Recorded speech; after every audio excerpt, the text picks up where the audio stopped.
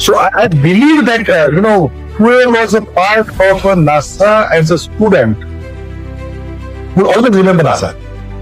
Yeah. Okay? For the fun and frolic is one part of it. But for actually whatever they have learned out of that, and because I have seen that the students who are going for NASA as such would come back as such and the performance would improve. Because they have seen something which is actually better. I believe NASA plays a tremendous role and has a fantastic future ahead for Indian students.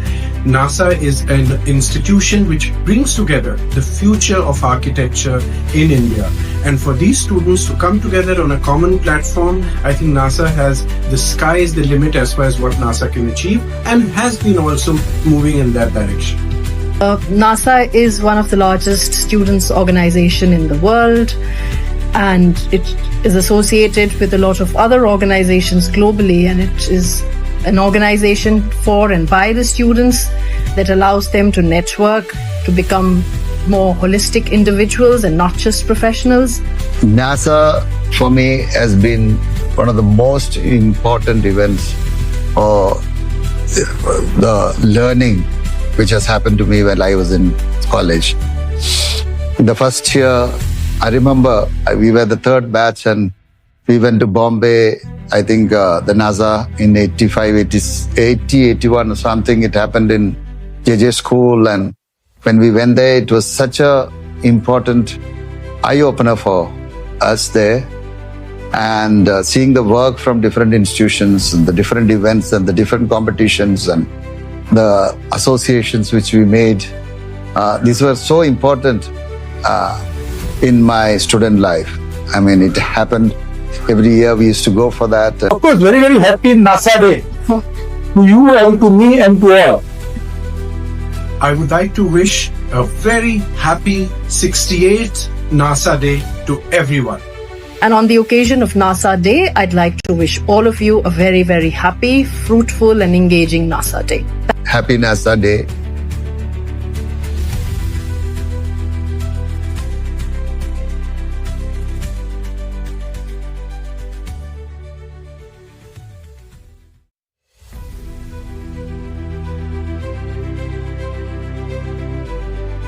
So I believe that, whoever was a part of NASA as a student will always remember NASA.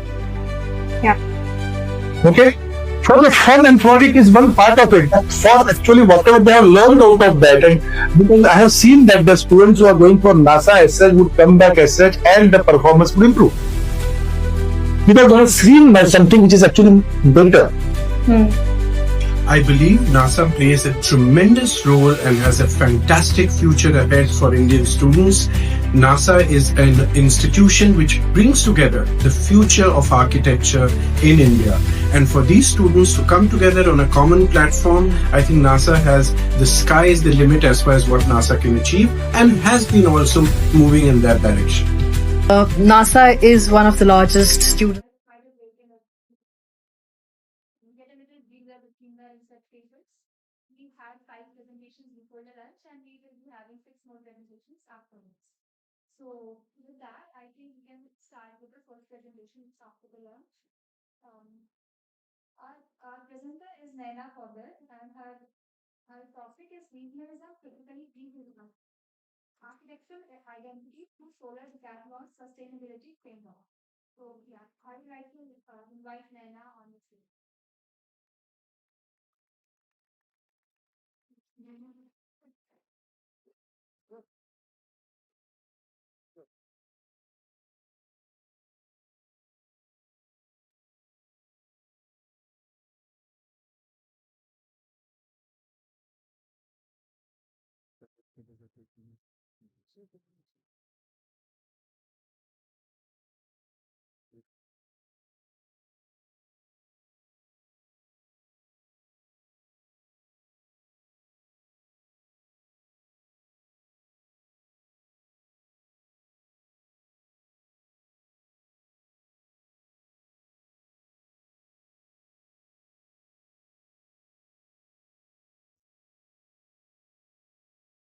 Good afternoon, everybody. I'm Naina Badar. From middle school's art and architecture, Z 141, and today I'm going to be presenting my paper titled Regionalism Critically Reimagined Architectural Identity Through Solar Decathlon's Sustainability Framework. And I've been mentored by architect Abdul So Kenneth Frampton, in his idea of critical regionalism, offers one way of thinking about how architecture might respond to global modernity.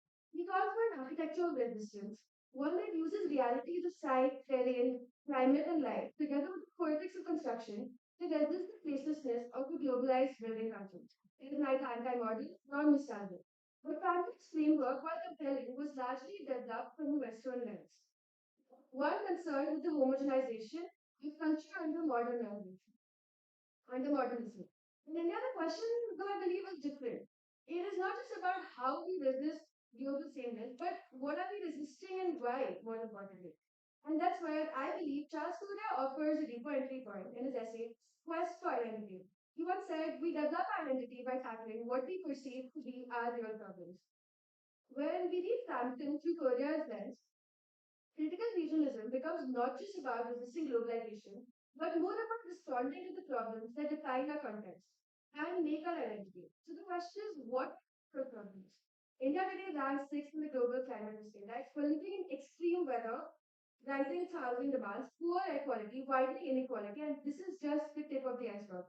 Our cities are growing rapidly, our building stock is expanding, but how we build and what we prioritize still remains quite unclear. We need spaces that are not just regionally styled, but critically regional, grounded, solution driven, and responsive to real people, places, and problems. And in our time, I believe sustainability does become the obvious anchor to this ideology of building. While at its core, sustainability might be about meeting present needs without compromising those needs of the future. I believe Matthew Letinov and Rahul Srivastava offers a more interesting definition of sustainability, which I resonate with more, is where they define sustainability as the creative optimization of available resources, environmental, economic, social, and cultural. This broadens the idea of sustainability beyond just the environment. This doesn't exist in isolation. Rather, this is an understanding that makes it a holistic framework for negotiations between people, materials, economies, and time. In practice, however, both critical regionalism and sustainability often are at the risk of losing their depth. Regionalism risks becoming purely cosmetic, while sustainability becomes purely quantitative, like a chase for numbers and like energy point or checklist. So here I would like to bring in my argument. Is where I believe that identity and sustainability can be looked at as overlapping concerns and complementary concerns more. See, identity through the lens of sustainability gives us clarity. It will provide evidence and accountability. See, sustainability through the lens of identity gives it empathy, ensuring that people, cultures are not forgotten. We need frameworks that allow for dialogue and negotiations, frameworks that help to identify problems more clearly, most importantly, and resolve them in a balanced way. Frameworks that don't chase some numbers or statistics, nor remain so open-ended that they just become like purely symbolic.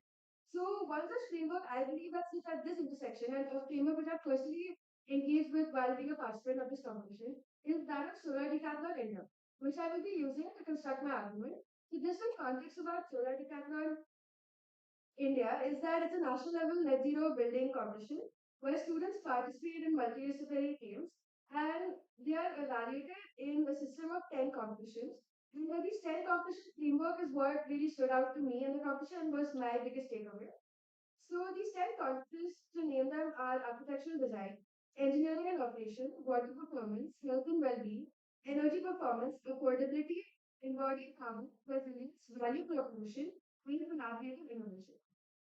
Now, what I really like about this is that each section is supported by empirical and qualitative assessment, and that's why I find this framework particularly compelling because it views the idea of net zero and this world of numbers with a much more human eye, where the design decisions are backed by factors that go beyond just the numbers and actually affect lived realities.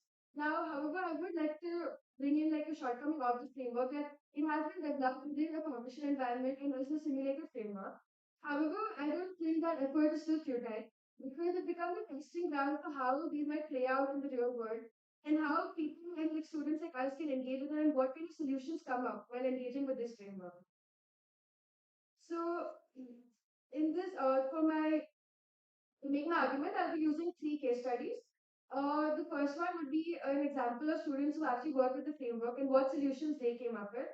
Second would be some housing project was done in Assam after the flood, which was, I think, symbolic and represented this framework, even though it didn't directly borrow from it.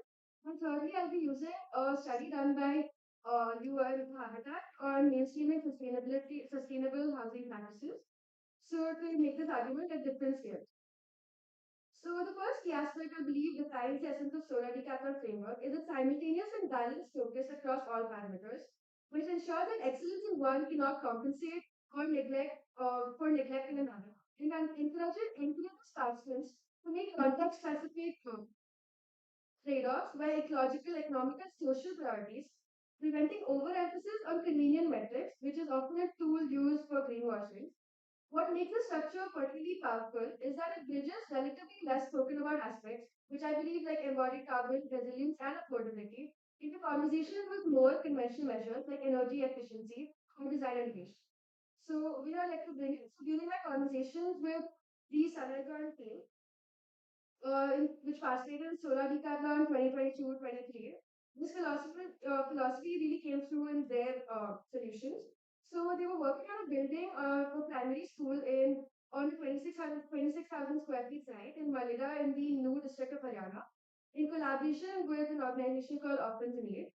So their design began with a focus on reducing embodied carbon, which led them to explore locally available materials in the region. So through their research, Ramrock emerged as an interesting term, not only because it reduced transportation emissions, but because it matched the soil conditions present there and the seismic needs of the site, while naturally providing excellent thermal comfort. So the soil proportion was worked out with Moinert Krafts, who is a Ramrock specialist, and they did have a different work it out and see this work. But the decisions went deeper than just material performance. They experimented with solar powered pneumatic hammers, reducing energy consumption during construction and creating opportunities for local employment by combining mechanized and manual work. This approach not only embodied sustainability but also wove it into the social and cultural fabric of the village. Randall connected the design to local builders and practices, allowing the community to participate directly in the making process. In doing so, the material became more than just a technical solution now. It became a bridge between environmental performance, cultural identity, and community empowerment. Now, the second project which I'm looking at is by SEED, Sustainability, Environmental, and Ecological Development Society. Foundation will be near these flood resilient houses after the 2017 Assam floods. Now, I believe it's a really good example to see the merit of a framework which works in sustainability while negotiating with the realities, context, and lifestyle, which creates solutions which I believe were lasting and were truly loved by the people here.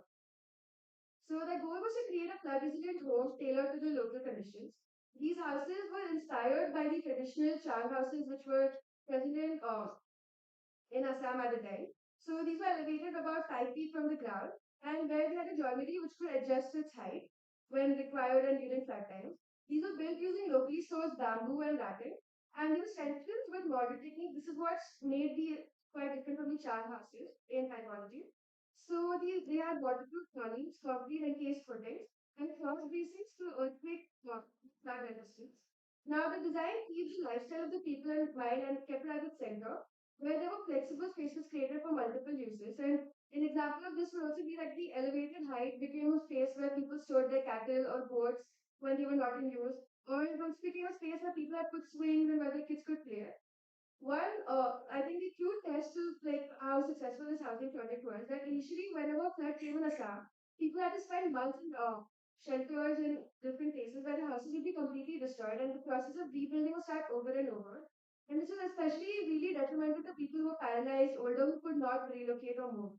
Where what happened with these houses because the foundation became stronger and it responded to people and they listened to people, they were able to now even go through floods while being in this house without moving out. And that's what they were able to survive another few flood seasons after these were built. One thing that would costed around 75,000, which is 20% more than how much a normal child house would cost. But again, it balanced it with lower maintenance costs and lower like fixing and maintenance of the overall process.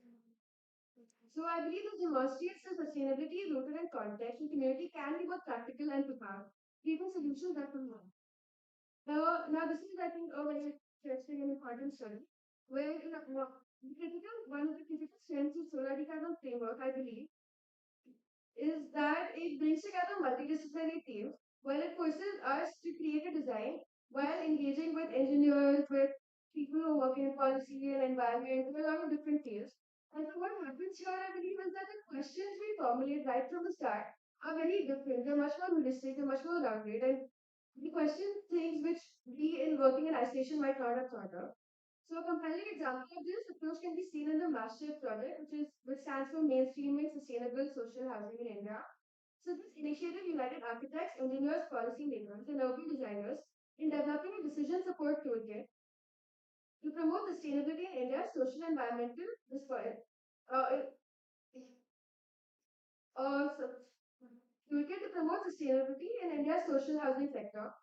So one key goal was to identify building materials that balance affordability with environmental responsibility, the challenge requiring a truly integrated method.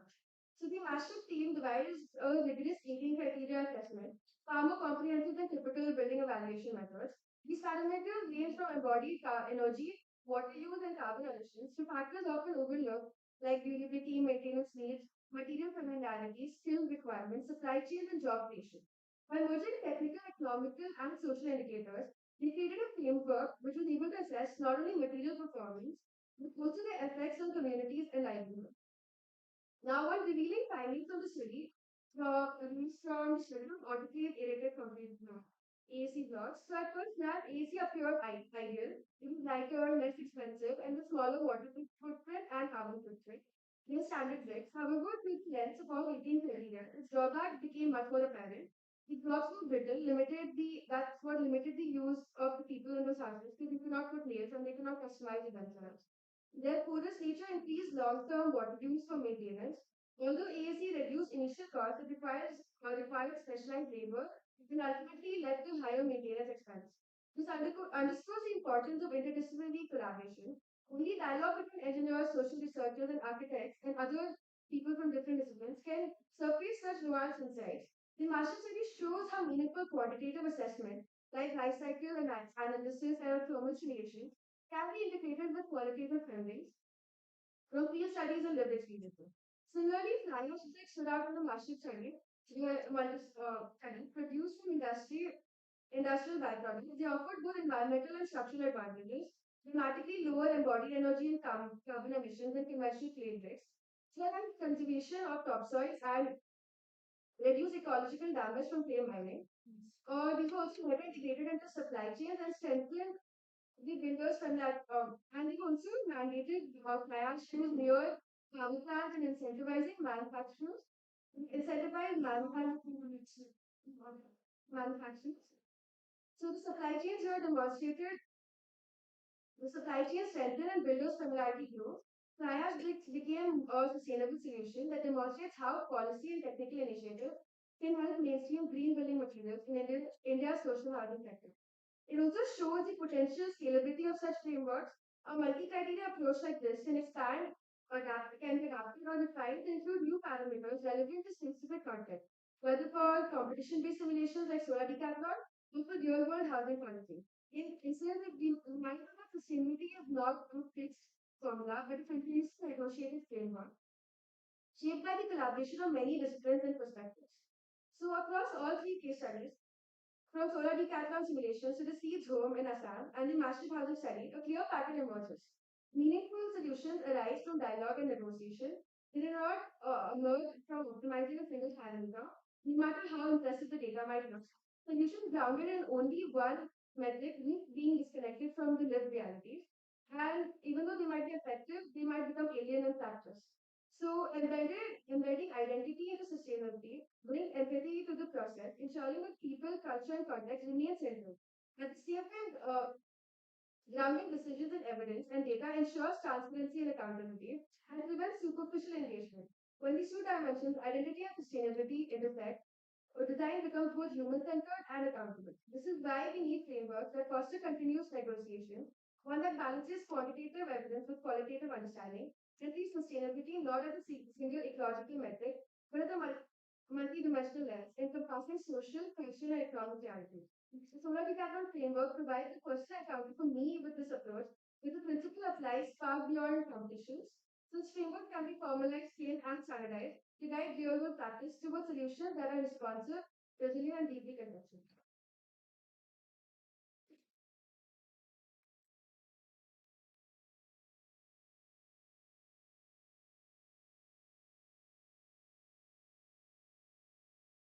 Thank you for that. Yeah, I have a couple of questions. This study shows competition proposals or they were no, so the first one which I showed, which is the Rambert one, was the competition proposal made by the student team. And the second project was an actually implemented project. The third one is like a study on material. Showed how the framework that this could be scaled on a larger level. But initial two projects are showed and on a much smaller scale. There is such an idea on a framework which Solar Decathlon advocates for was to be integrated in a larger building practice. How could it be done? Is what I want to explore. Okay. So the three examples that you're showing, you are suggesting that it is what sustainable design should be supposed to be. I think like yeah, it's more like could be when I'm trying to see that what really worked in these studies, and to see it as a framework. Because what work should be able to be scaled because there is that solutions in isolation.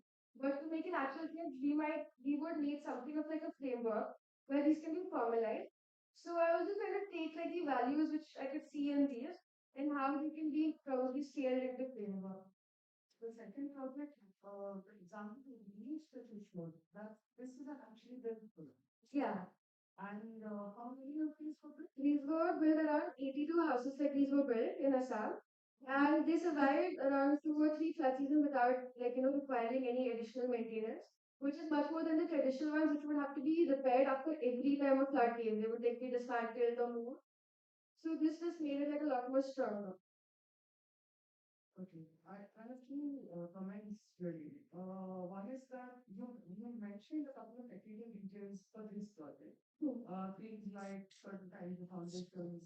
Uh, it would have been helpful to get a sense of what those are because a lot of like if the traditional whatever they are, why are they not doing these kinds of foundations? Or if you're saying that this is so, what is the value addition here? Because that also then lies at the crux of what was accessible to the people who did this project and not accessible to locals. So if these guys have done some specially design file foundation is something which is not accessible to people, then how what makes this house sustainable is not immediately clear to me. With the other two projects, I'm still trying to wrap my head around ideas can always seem sustainable. But how does one know whether it is? Because, like in the previous example, you said that local communities would be involved. Um, Local communities are sort of not just sitting around waiting to get involved in a construction project, when it happens. Unless they are all already construction laborers, and this is employment that is available closer to them. So I think it's good to be slightly wary of assuming that just getting people on board for construction naturally elevates a project in some way. So I'm sort of not entirely clear uh, how one would assess a set of ideas and claim that that actually demonstrates a way in which this can be scaled up and because obviously there's a slip. If the idea was so good and naturally sort of implementable, then why isn't it happening? That could be something that's worth thinking about. And what stops? Obviously, there are systems attitudes that are preventing us from doing it, which might get in the way of these projects as well. So I think it might be worth just looking at okay, what's stopping any of this from happening more commonly if it is such a great idea. Mm, I don't think of it is, but yeah, right now I was just trying to see that the solution which students came up within this framework But yeah, I would like work on it further development. Mhm.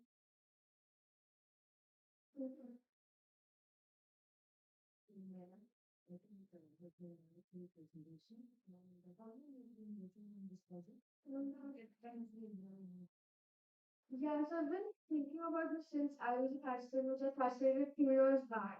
So this idea has been ongoing, but I think with the critical visions of reading coming in, it changed my perspective and anchored my thinking in a more different direction of how we can reimagine critical realism in the Indian context. So I'd say a few months, but the initial idea came when I participated in the competition.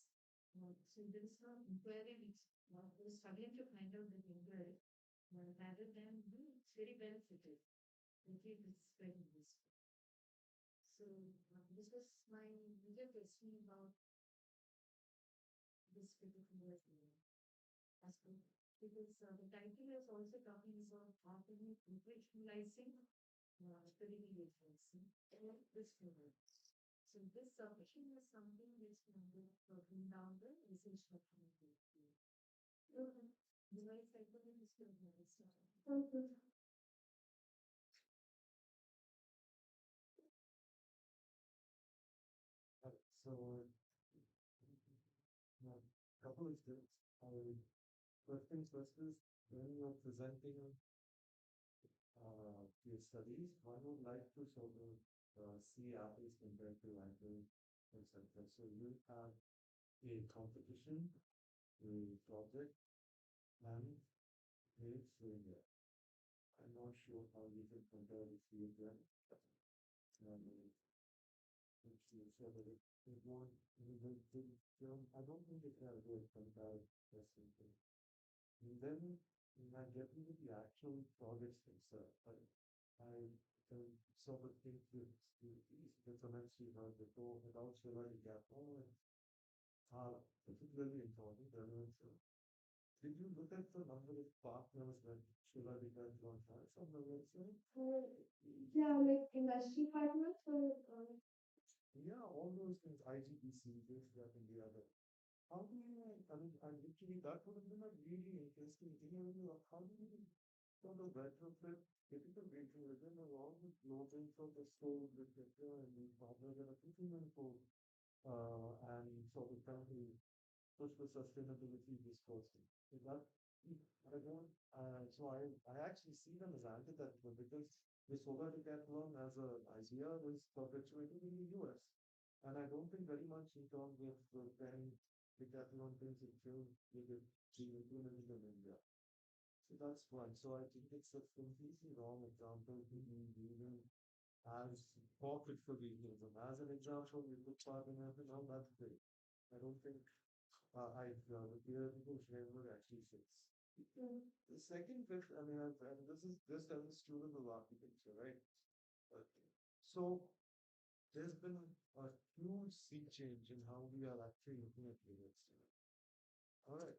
Now, and two major books that have come out this year that I think any student should read. One is the James Scott book on the Ayurvedi, that's amazing. The second one is Is a River Alive by Robert McFarlane. And what is the river doing here? There's a flood pulse during the monsoon, it gets to 10 times its size. And that's what the biodiversity of our planet actually depends on. He'd be suggesting, I mean, so what is sustainability in this if we're going to actually try and build houses in places that are supposed to be biodiverse? There's a monocultural, and then from a standpoint of sustainability, there's monocultural crops over there. It's completely different the biodiversity of the river, right? And this is where I get very worried about architecture, right? And you build this little thing over there, which really is scary. Like, where is that? I mean, when we talk about sustainability, what are we talking about? Like, so planet is forever comprised of way more than just human beings. So for me, this was a very scary thing because literally the river is going into it usually does every year from whenever it was born. If it changes course, if it go there, we have to do it because of sedimentation. You really need to be mindful about that. This is an example, case example, again, is a bit of a problem. And then the last bit, which was this framework that you use, but you're applying it for first thing is ACC blocks or AAC block, I always mix them up. And for social housing, like, I can imagine a framework like this. I mean, why would it take and do the Ambani's house? Like, why would you not look at it from that? Why would you not take that as a history? Why would you take some poor person social housing, not more than 18 square meters, and then subject them to such rigorous analysis of sorts to try and I mean, who in the right mind would build a wall with AAC without using a brick lining on the inside to you know, everyone knows that it's going to be hard to put a nail to it, right? And that someone is actually giving just plain block houses to someone is worrying for them. And there's an analysis of the frame and the framework that's looking at it. So literally testing first on the larger level. I don't think we can compare these three things together. I'm sorry I'm being a little because you're using sustainability, right? And and that for me is worrying.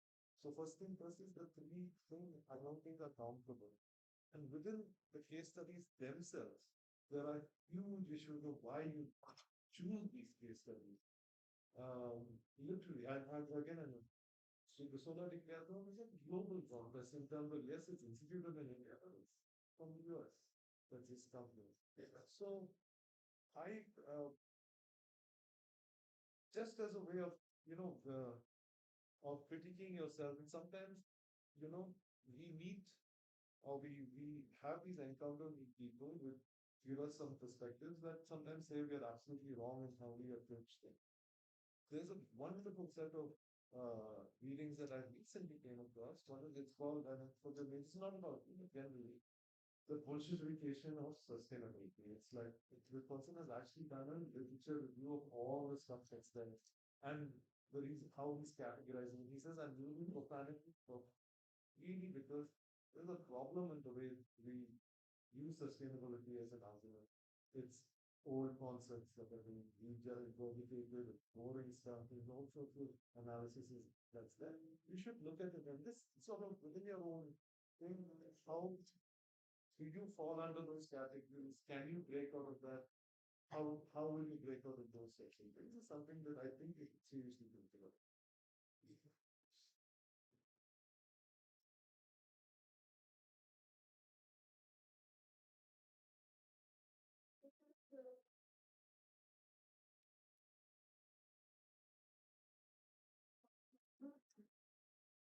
And if you get the point, it would solar electron framework. We are saying we can use it better. Is that your point? I pressed it as it was starting point, and we are exploring what I had encountered. And that's why I showed the last case study to show how it can be expanded. It needs to be molded. It has Even that, there are frameworks existing on the right.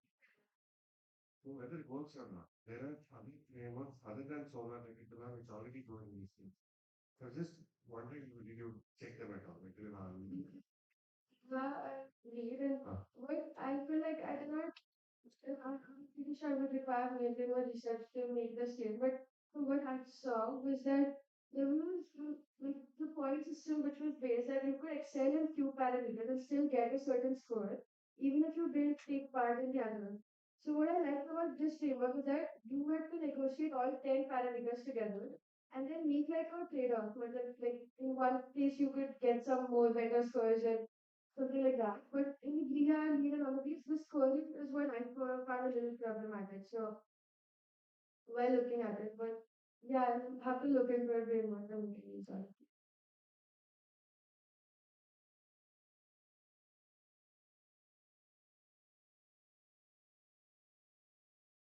Thank you.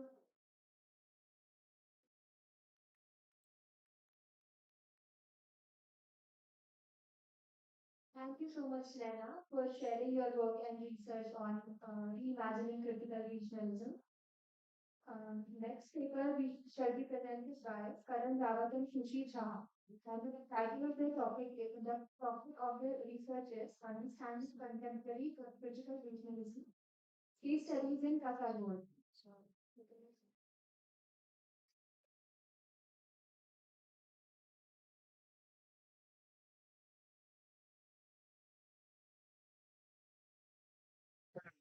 So, I'm Karan Raut and with me is Rushida.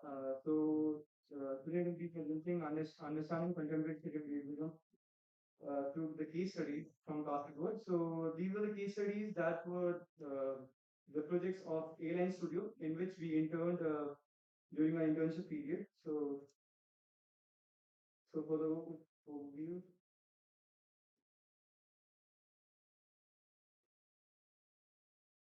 so the idea of the paper was to explore how architecture can respond to the local climate, the culture, and the material while addressing the contemporary needs. This study allows us to understand how the philosophy of critical regionalism was practiced in Airline Studio. And the intent of the paper was to demonstrate that modern architecture can emerge from region identity and can show the true design and actually can belong to the people, the land, and the time. So for the understanding, the and the selection of the case studies, three specific were understood in order to integrate the case studies. However, the selected projects of each single family housing with vast varying ideas and styles satisfy two or more styles to be critically regionalized. therefore, the aim of the study is to study the A-line studios works and understand how they embody critical regionalism in the present context of Northern Kerala. And this is going to be done by qualitative multi-case analysis first, which is the three-case case that we have shown you.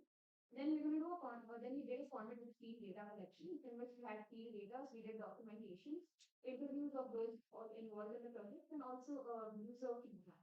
And also the parameters that we're going to analyze it, that we analyzed it furthermore was context, materiality, ecology, user needs, and costing in the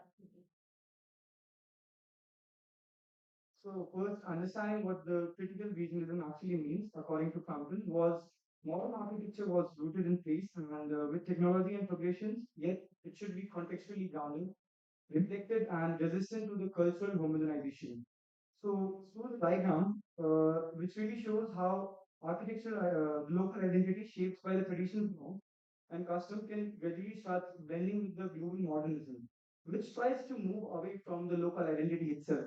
And because of this critical regionalism sits at the intersection, it is the place where the local character and the global idea meets. Instead of letting go of the global trends, completely erased from the local uniqueness, the critical regionalism finds a balance which can be respected by the cultural roots of a place while embracing the modern or all new modern approaches. It's about creating spaces that feels connected to its context and history, yet open to the global change. Starting off with the first case study. So the first case study is Flying Retreat. Located on the banks of Arai River, this project was designed for a retired naval officer who wanted to retreat more than a residence. The concept of this project was rather interesting. where the spline move itself was inspired from that of a theorem's headset. The incline and the angle were taken from the coconut groves and how it was placed on the banks of the river. Furthermore, the spatial arrangement was done based on the boats which was used to move around the Thea. For those of you who don't know what the Thayam is, in Kerala folklore, the Thayam is considered a demigod personified who blesses society through various rituals done during a particular time period. Furthermore, the spatial layout comprised of linear extensions into the site with an open river frontage. With some leakage issues today along the joinery of the bamboo and timber, the project still stands as an inspiring example, taking cultural beliefs and translating it into modern spaces. So moving on to the next case study, we have Joy House. So this house is located in the suburbs of Kasipur, which is actually a bit far from the city center, and it lies in the dense coconut tree. The client was a newly couple who were looking for a minimal space with a very tight budget of 5 lakhs. The client wanted just a space which was actually extending to the next space, and the space should be transformable and have a linear arrangement. So the space was along the spatial layout of the structure was in a one axial plane where all the spaces are actually connected with each other side to side. So the space had transformable kilometers which can allow the space to extend according to the user. So also the materiality was the local laterite bricks which were available locally, and so basically the learning from the this case study was that the project seal tells us the needs of an individual can be satisfied in a linear pattern, and with the regional materials can also deliver sophisticated spatial quality within the tight budgets. So the next case study was artist residence.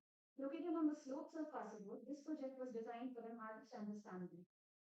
He he through his paintings tried to convey what kind of spaces he was imagining for his child to grow and his family to thrive in.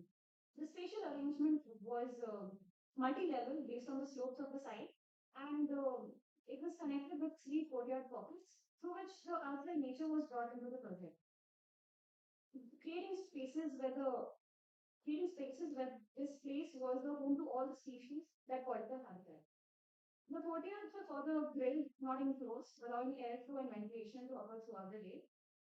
Built in local laterite and steel with bamboo framing, this project shows how the balance between man and nature. So for the analysis, we had set up the parameter which was the construction cost. So from the construction cost, we can see that Spring Retreat was the most expensive project for them because of the availability of the labor. As the labor was not there, so they had to call the labor from out of streets and get the project done. And then we moved to the Joy House, which had the budget of 5 lakhs, got extended to 7.5 lakhs. Then artist residence, which was about 25 lakhs. The material used in various projects were actually local materials, laterite bricks, and GI hollow sections.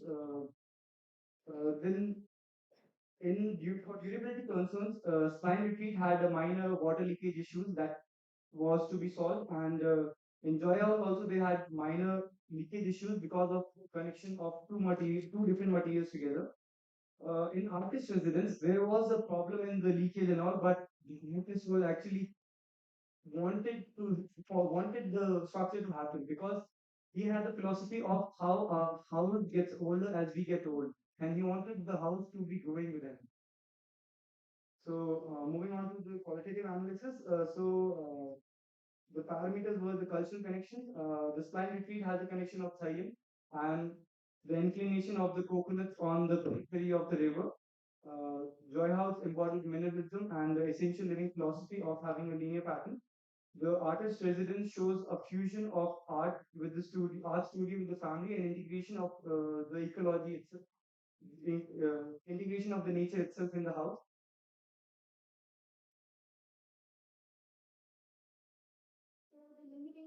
So the limitations of this study is again restricted to the typology, this being residential, which also gives us the future scope to continue the study on various other typologies. The emphasis of this assessment with long-term technical or climatic data is missing. Again, it also brings us a future scope of having a further analysis done on this. Limited documentation due to small scale studio practices and lack of availability of a few of the users that weren't there. Again, that also added to another feature scope. Focused on single family dwellings only and not addressing the multi-family in livelihood around is another also limitation for this project. And also the findings that were shaped by subjective interpretation with limited field observation. Although we did go, but it was not very objective.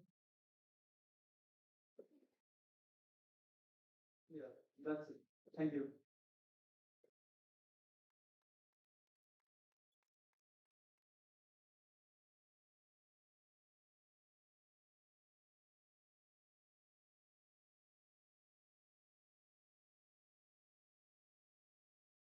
Thank you for having me session and for the presentation. Something which was really problematic is looking at the lot of researchers and data it's so-called database. We call it in theory of information.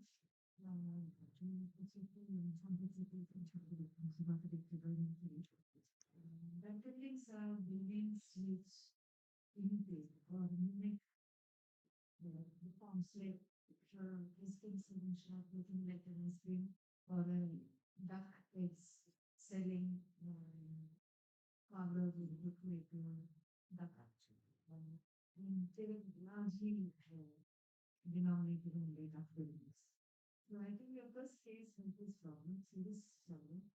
I'm not very sure these cases can be without kind of critical data understanding. Failure. There is its own glamour, the way in which the platform is focused, and its cultural presence. But architecture also has its own glamour in the direction to go in sense of phenomenology. But somewhere I think there is a serious problem which I need to read. So I think it's a very interesting.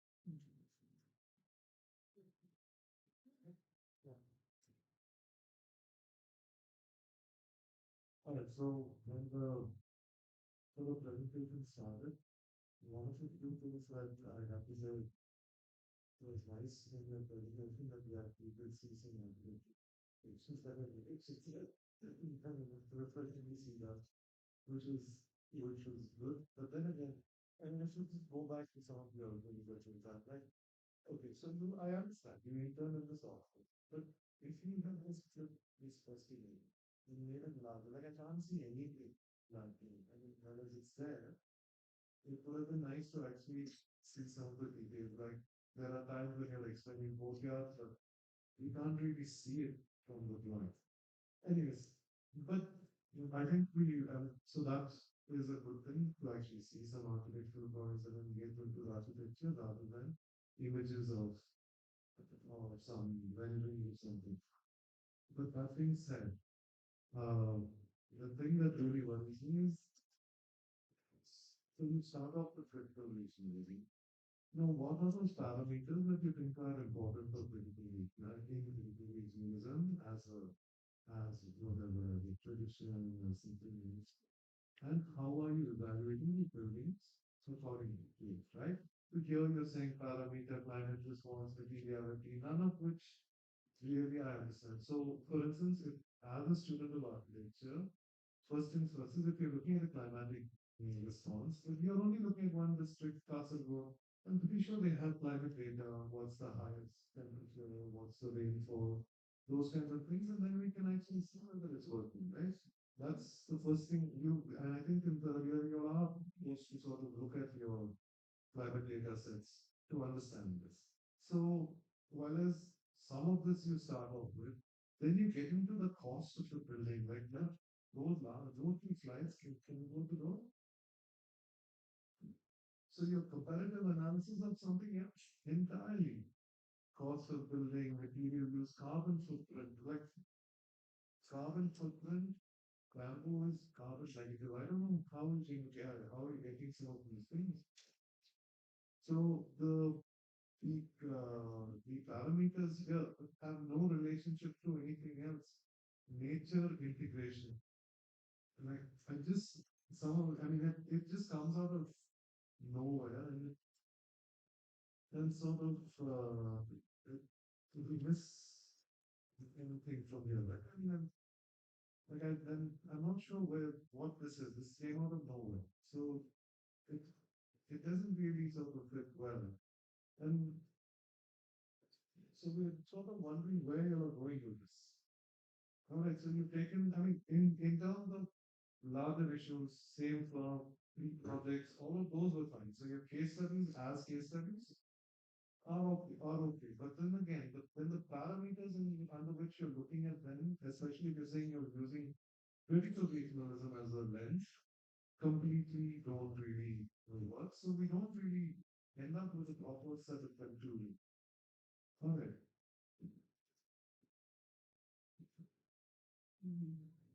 So I agree with their comments. I think there is a broader, while you know how to structure and present up, there are some uh, issues. So I have two propositions that I would, not just for you, I think it would be relevant for others as well. The first is that not all architecture has to be meaningful through the lens of theory. Um, if I replace your three projects with any other project, your presentation would still stand. All projects, architecture projects, by virtue of being built in a place, respond to place. Um, the quality of the response, the nature of that response are stuff that matter. Right? So all projects, definitely today, every project is simultaneously local and global. We know that kind of stuff. And for that reason, like I said, you could replace your case studies with any other case study, and all of this would still stand. Numbers would change, something else would change, but the overall narrative, which means there's obviously the question here is you are force framing, these examples within critical regionalism as a framework.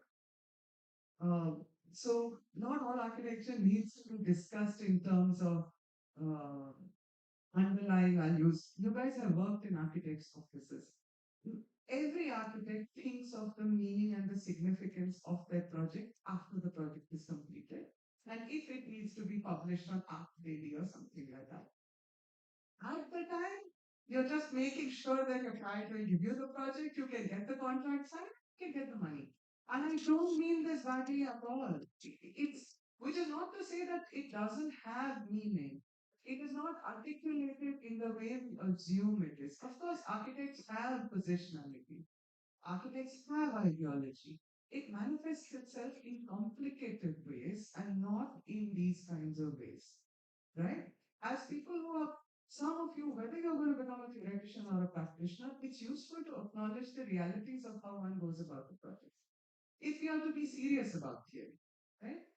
The second thing I wanted to say is theories are very much of their time. Critical regionalism came up as a concept in the 1980s because there was a very specific relationship between nations, regions, and global interaction. Today, critical regionalism is a very, very different thing, if it is there at all. The relationship between the local and the global is very different today than our regional and local identities are much stronger today than even our national identity. Whereas in the 1980s, at least there was an impression that we were all Indians first. Today we are Gujaratis, Tamil, and even that we are Kachis, Ahmedabadis. Micro identities are definitely a big thing. What does critical regionalism mean? What is the what is the geographic extent of the region? Right? So what I'm saying is it's generally, and I'm speaking as a researcher, if you're referring to any idea that is more than 10 years old, the idea is outdated. So should any of you wish to do research, if you're referring to anything before 2015, outdated already. So Rapoport, Kenneth Francis, they are like granddaddies. We don't refer to them as major theoretical constructs because those ideas have changed. Yeah? So just bear this in mind. Not all architecture has to be meaningful, and theory is very much a product of its times. Should I respond as a professional or as a person who made the brief? So, I love So I don't have a response to that. But when we were some years ago, we were on the channel to judge the Kerala Architectural Award. An airline had submitted this artist's house to me.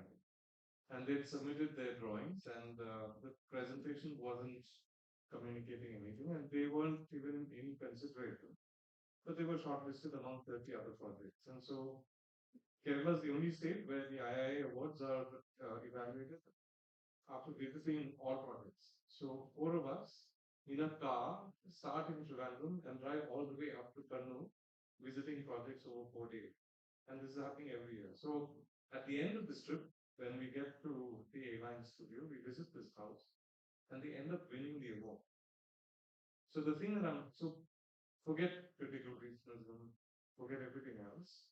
But if you're going to show us a project, and if you want to communicate, your whole, uh, you know, uh, research is predicated on the idea that you're going to study these projects and give us a sense of why they're valuable, assuming that that's your stand. I appreciate that there are plans and sections in your presentation, but they say nothing. They don't tell us about that house at all. And in fact, I wonder if you were the ones who made the drawings for the competition submission, or who made the drawing, because they don't communicate the value of that house in that context. And so, if at a very basic sort of level, if one is to take this up seriously, then one really has to figure out a way to communicate, not using a table like that, but how do you communicate an architectural idea? Oh, and this, I really appreciate what we just said. Critical regionalism is at a time when we're really obsessed with the idea of nationhood. Who are we? What is our identity? And these are broad strokes questions. Indians, Pakistanis, Sri Lankans, Americans. It's no longer like that. And Kerala is the hotspot of this kind of hyper-local, really coming down to this one place in Kerala to do this one house. How do you communicate that through drawings and through the tools that you have as an architect to communicate the value of something like an architect has done? So that I found, across the board with the presentations in the morning as well, that somehow, because it's a research thesis or a research prize, I think you're thinking that you have to write everything out, and maybe that's not. You can communicate the ideas of these projects through means that you're familiar with. What is the value here? Why is it valuable? What is it doing? What are the dimensions? And so those basic things that you do maybe in second or third year, use those tools that you have to make the drawings to evoke. That house is sublime, the way it sits on that home floor, these two buildings. It doesn't come to it all. And so then the whole thesis is kind of floundering because why are we talking about these three projects? So I found that unfortunate. And yeah, so maybe that's something to think about how you communicate the value of architecture for the building. Yes, okay. Thank you, everyone.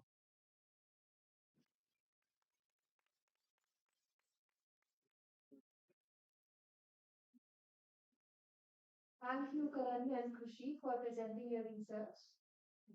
Uh, the next paper shall be presented by Vas Malu and Amir Bansha, and the topic is Analyzing Discrepancies between Vernacular Traditions and PMAY Housing in Meghalaya's Garo Hills. Please come up on the stage.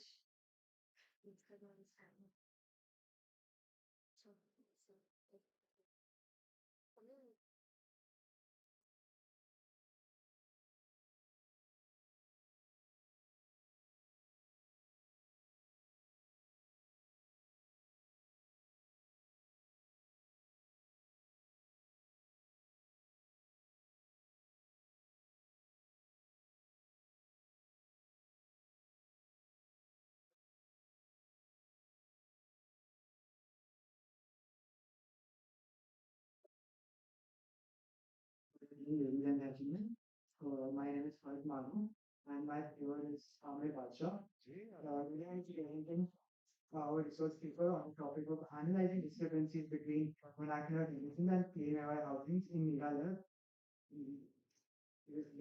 Sarawak. Our research guide was Professor Neeraj Nayak. To begin with, I'd like to quote the Article 25 of the UNHR, United Nations, because everyone has the right to a standard of living adequate for the health and well-being of himself and of his family, including food, clothing, housing, medical care, and necessary social services, and the right to security in the event of unemployment, sickness, disability, widowhood, old age, or other lack of livelihood in circumstances beyond his control. Housing is a vital aspect of societal and individual development, supporting physical and mental well-being and ensuring security and dignity. With nearly 65% of India's population living in villages, housing design and delivery are as much cultural and ecological as they are technical. When Lee Corbusier said, "House is a living machine," he advocated for clean, livable it's on an industrial scale. Instead, what we see is regimentalized mass housing. Since independence, successive Indian governments have launched their own flagship schemes like the Indira Awas Yojana, Rajiv Gandhi's Yojana, PMAY-1, all under the phrase Roti Kapda Makan. In 2015, the PMAY-2 was introduced with the goal of building 29.5 million rural housing, of which 20.8 had already been identified under its eligibility criteria. As of early 2024, the scheme had overseen the construction of 27.2 million homes. To put things into perspective, if each home accounts for 5 people, it can house almost the entire population of the United Kingdom. While this may sound appealing, the ground reality shows stark contrast. Prioritizing only basic functionality and cost, the PMAY inadvertently regimentalized mass rural housing with a complete disregard for the local indigenous factors. It also faced challenges like administrative issues, financial issues, and use outdated data. Thus, the mass housing initiatives, though well intended, were poorly executed. To understand this issue faced by the government funded initiative, it becomes imperative to base our decision on a scientific theoretical framework based on both tangible and intangible factors such as culture, climate, and society. Now, an ample amount of research has been done on this topic of architecture and anthropology. And Anusava's theory on house human culture provides a comprehensive understanding on the evolution of vernacular house form. It stresses that vernacular architecture comes about by the people native to a place and not by so-called specialists. This preliminary research led us to questions like how do housing designs differ from one set?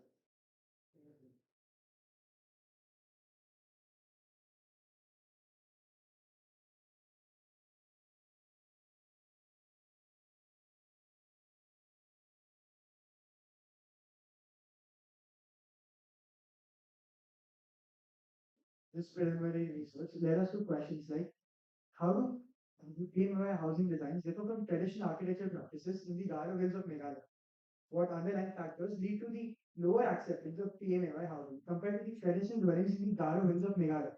Our aim was to map and analyze the discrepancies between the local architecture traditions and the government funded PMAY mass housing initiatives. So, in order to uncover the factors contributing to the shortcomings of the PMAY in the Garo Hills regions of Meghalaya.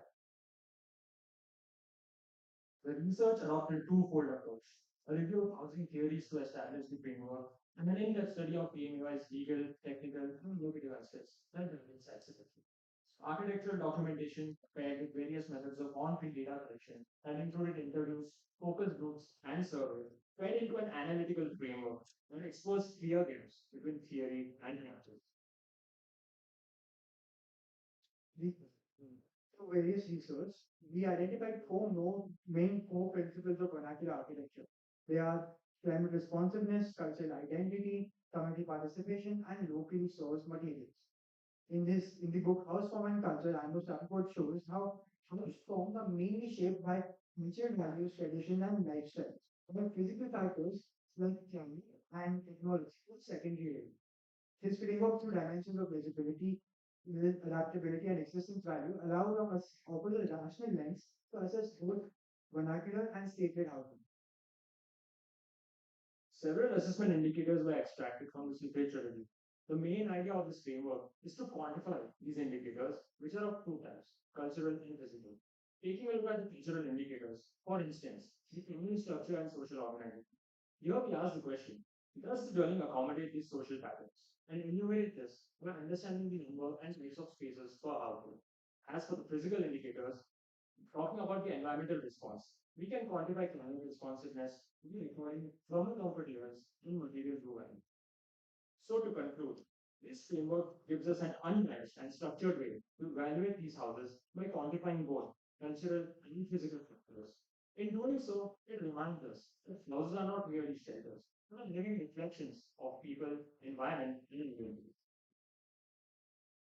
Circling back to an overview of mass housing in India, we see that mass housing in India emerged post-independence as a response to migration, industrialization, and displacement.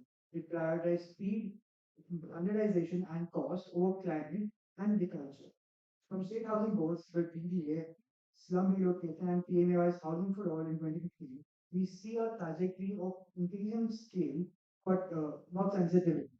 Despite 2.7 crore houses being completed, many tribal projects remain misaligned with local contexts. Since in Meghalaya, 25% of the sanctioned zones were quit due to different terrain and cultural incompatibility. On paper, PMAI provides a clean framework. Minimum 25 square meters, SECC based selection, financial aid, and supposed design flexibility. However, in practice, only a rigid model. The key takeaway is that mass housing succeeds only when it balances numbers, cultural and climatic. As of early 2024, the Pradhan Mantri Awas Yojana Gram has completed about 2.72 crore houses across the country, marking a national completion rate of about 72%. But this success fades when we take a look at the northeastern states, where progress is alarming. Meghalaya, in particular, stands out for its poor performance. Out of about 1,88,000 houses that were sanctioned, only about 26,000 have been completed. That's a mere 24.5%.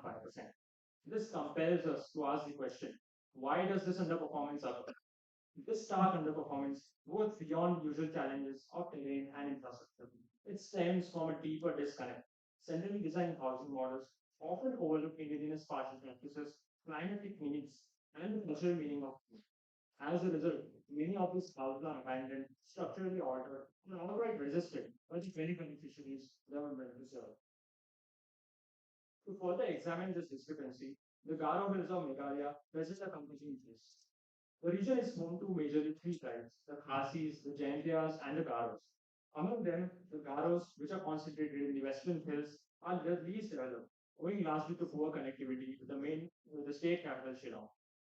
Of Tibeto-Burman origin, the Garos follow a matrilineal system and predominantly follow a Song-Saric religion, while some Christian Hanjins are also. They also practice Jhum cultivation in practice bamboo and cane craft, traditions that are deeply embedded in their housing and spatial culture.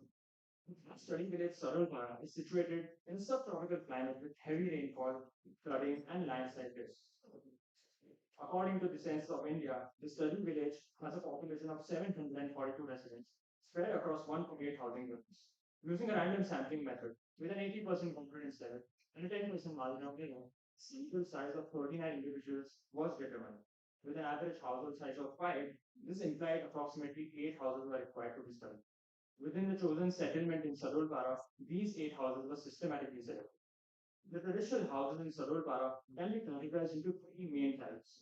The first one being a typical Garo house, the second one being a version with an extended kitchen, and lastly, a typical Christian Garo home.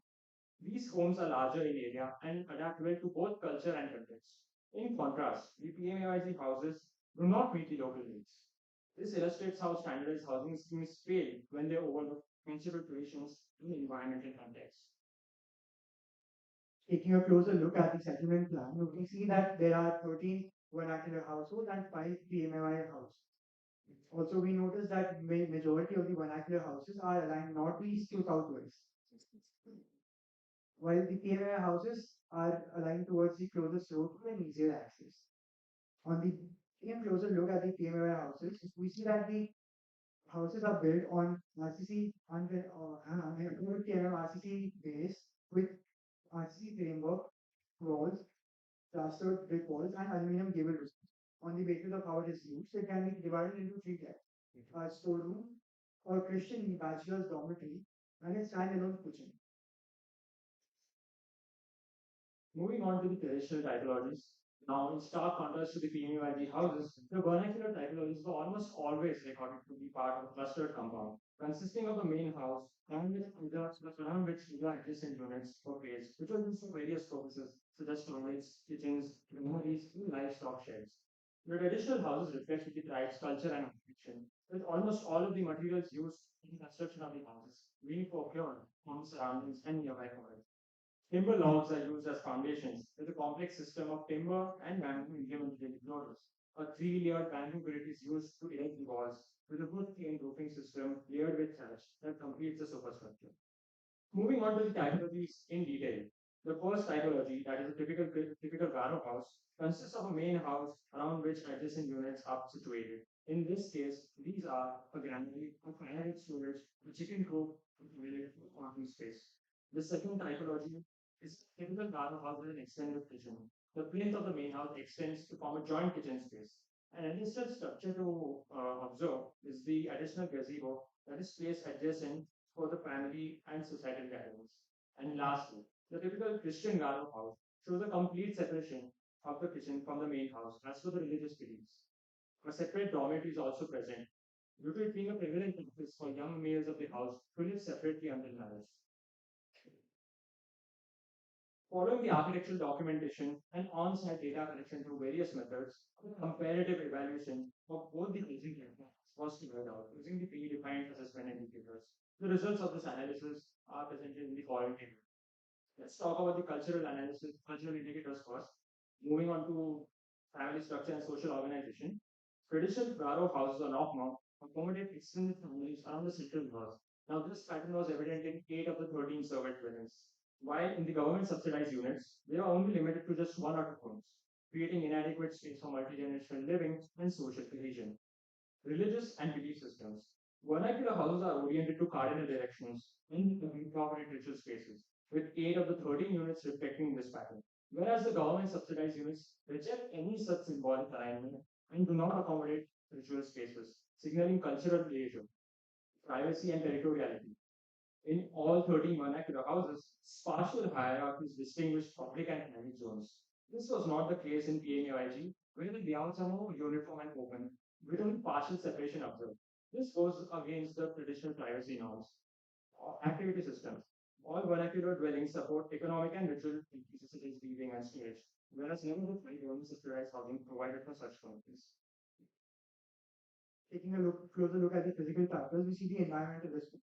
Normal houses use tilted construction, which provides passive cooling, ventilation in humid and flood-prone terrains, whereas the PMIG's ground-level houses show cases of retention and poor ventilation, material availability and use.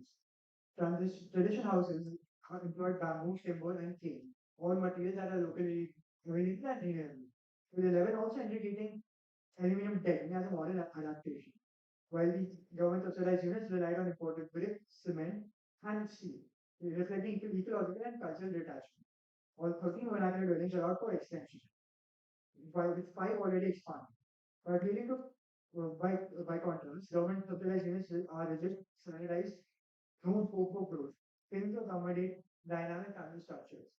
Finally, in the symbolic expression, we see that each vernacular house displays cultural motifs or bamboo materials, reinforcing its identity and pride, whereas all government subsidized units lack such expression, resulting in architectural uniformity and the erosion of indigenous identity. In conclusion, the study revealed a clear disconnect between the traditional regional ideologies and the government subsidized models. While mass housing emerged with a noble intent of addressing the nation's housing shortage, it often fell short in practice.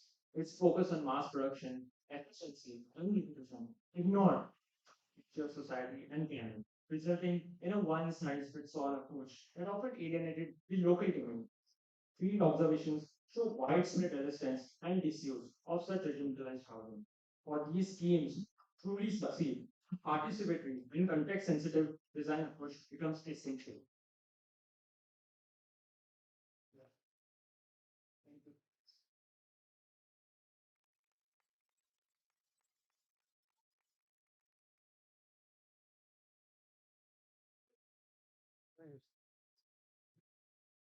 Thank you.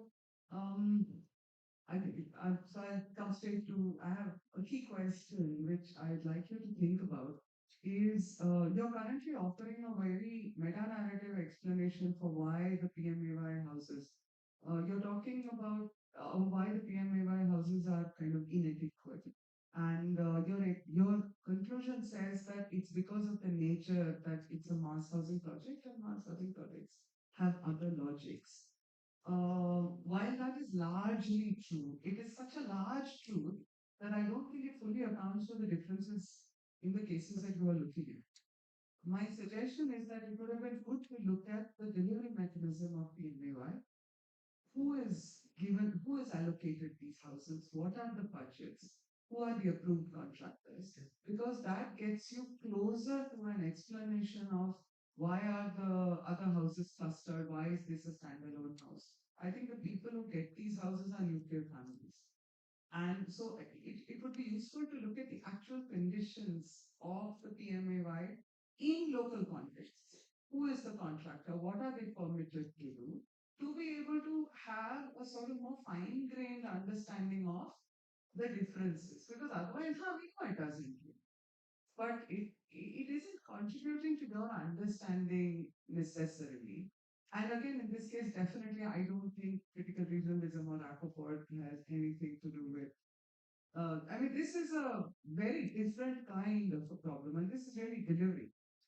And how policy cannot respond to cultural nuances. But you need, for that, you need a closer understanding of the delivery mechanisms of PMAY. Yes. Thank you for the presentation. I completely agree with Gurum's points. The thing is, I'm just reminded of another example, which is kind of very movie connected to the Arab listening. And I happened to see the two developments, one in Helsinki and the other one in Stockholm. But if you look at the bill stock, which the downtown of Stockholm has produced, is by the rich guilds or the tradesmen who has been there, and they have developed the housing stock.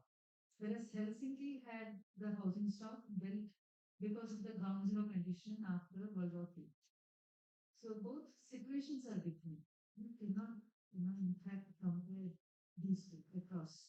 I'm just putting a very different example so that I hope it will understand what you're trying to talk about.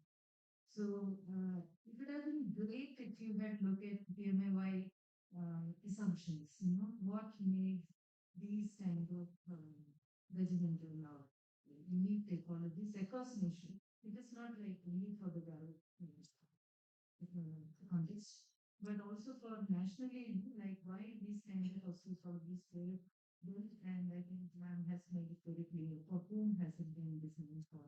So we can't compare it. If you test it for some other thing, it fails. It miserably fails because you cannot prove it to be correct. Also, something good about your study is the Garu is, the typologies which you have mapped in, quite interesting. This started. So I'm finding it very problematic to get into this. So that's very good.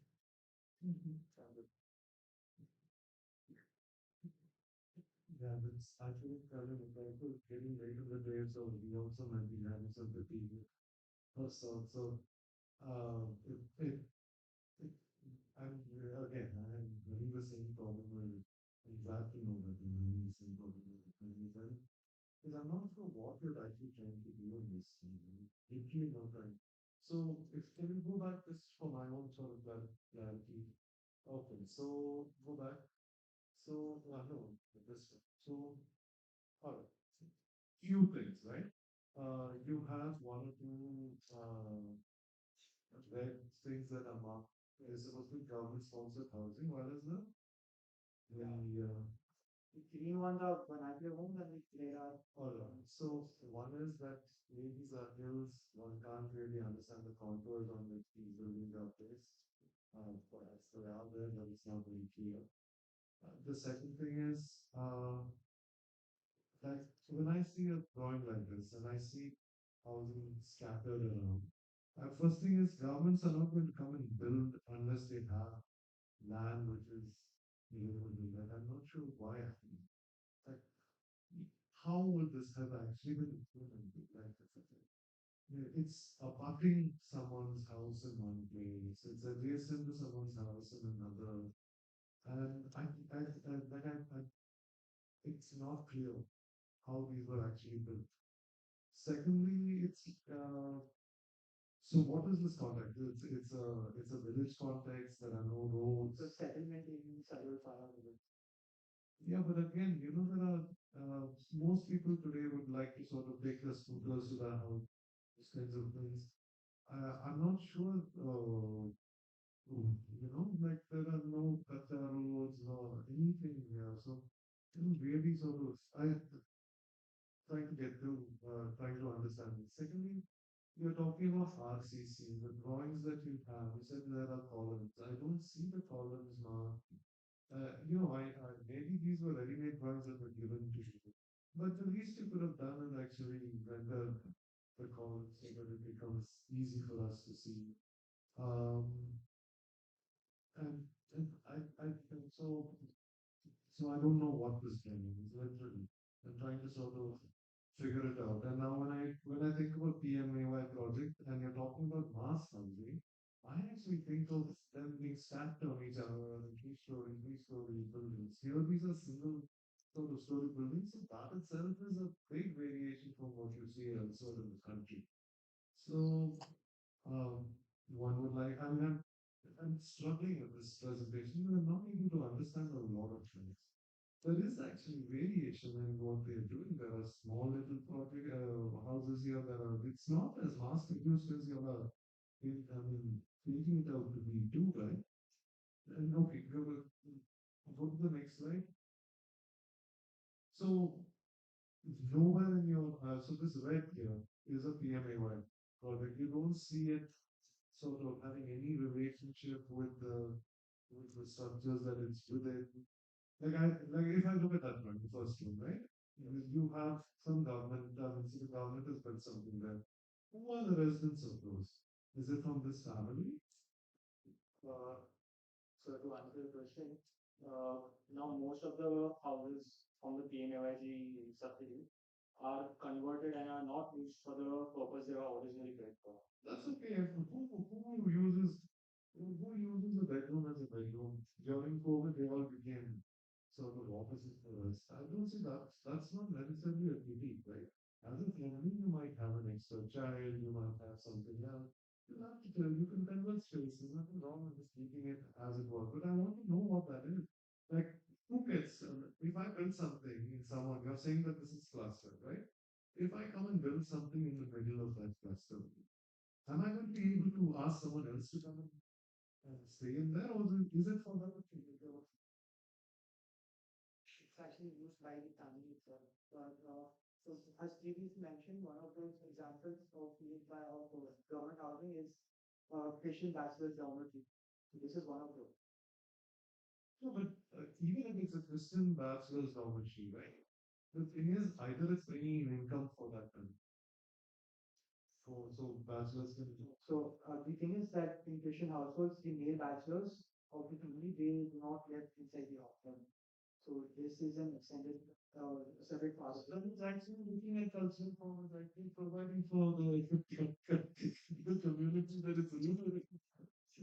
Like, I'm not sure what, there's a haziness around it that I think we're all struggling with.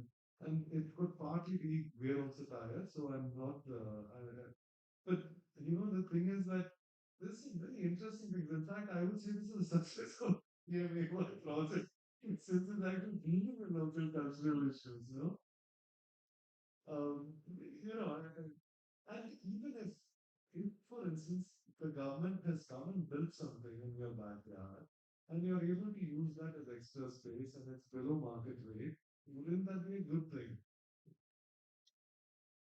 That's all. Just have one comment. You know, when I got married, my wife's grandfather, they lived in a very, very small village on the border of Peninsula, and it's just one street, and there's houses on that street. And when we first got married and went there as architects, we went and these were all cabs, beautiful houses, with courtyards, and just the romantic. Over the course of, we've been married many years now. Over the course of this time, every single of those traditional houses have gone. And these people have all changed their houses to, including our own family, in spite of us telling them not to change it. They've changed it to an RCC building because their aspirations are they want to be like in Bangalore. These are paka houses, they don't require maintenance. Many of those family members are now in the city. They can't take care of these buildings. There is on the one hand, is of course, I completely agree with Gauri, and all of them, all of them have said that the PMA delivery still has to be evaluated too, critically. And it's very surprising, this scheme, if you take it in the context of what PMI have been doing on Mars.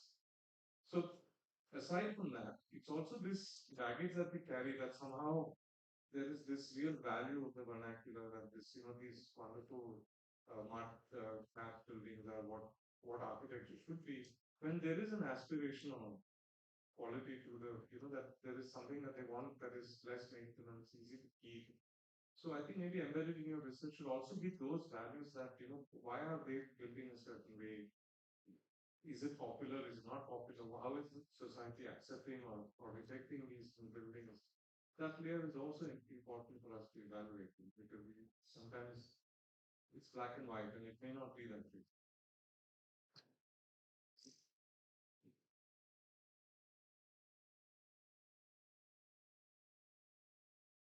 Thank you. Thank you for the insight. Thank you, Parvat Ahmed, for your presentation. Next, I would like to call Yash Bhargava and Diana for their presentations on the topic. 7617, analyzing the impact of urban interventions on Chandigarh's modernist art.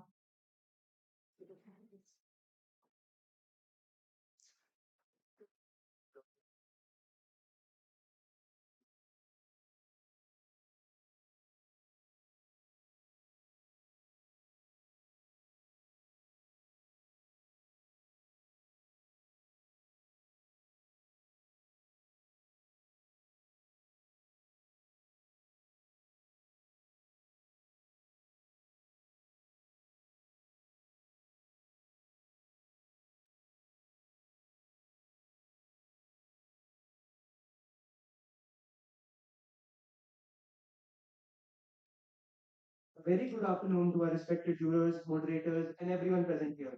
We are Nena and Yash, and it is our privilege to present this research paper today. We are sincerely grateful for this opportunity to present our work, and we would like to thank NASA India for giving us this platform to share our research. This was our first experience writing a research paper, a process that taught us not only about research itself, but also about understanding our city beyond its plan, its concrete, and its geometry. We would also like to extend our heartfelt gratitude to our mentor, architect Soumya Sharma ma'am, for her continuous guidance, encouragement, and insightful feedback that helped us shape our paper with depth and clarity. To give you a brief overview of our research, our paper examines how a series of recent urban interventions have impacted technically the civic and commercial heart of Chennai. Originally envisioned by the Bollywood as a pedestrian paradise and cultural hub, the plaza gradually lost its vibrancy with changing lifestyles, new commercial developments, and environmental change. We analyzed five major interventions introduced under the Holistic Revitalization Plan 2018. The underpass, the Chandigarh map, installation, the flow fountain to urban park and Gandhi Beach. Through historical analysis, on-site excavations, and public perception surveys, we studied how these efforts have influenced the plaza's use, identity, and relevance. The findings highlight both the successes and limitations of these redevelopment measures, emphasizing the need for long-term people-oriented a strategy that preserves Sector 17's modernist legacy while making it more responsive to contemporary urban life. In 1948, referring to Chandigarh, Jawaharlal Nehru said, "Let this be a new town, symbolic of the freedom of India, unfettered by the traditions of the past, an expression of the nation's faith in the future." And now, 50 years into the future, Chandigarh finds itself a city with a decaying heart. A victim, a victim to globalization, climate change, and technological advancements was the heart of the city beautiful really dying. Being born and brought up in Chandigarh, I can see beyond its architecture.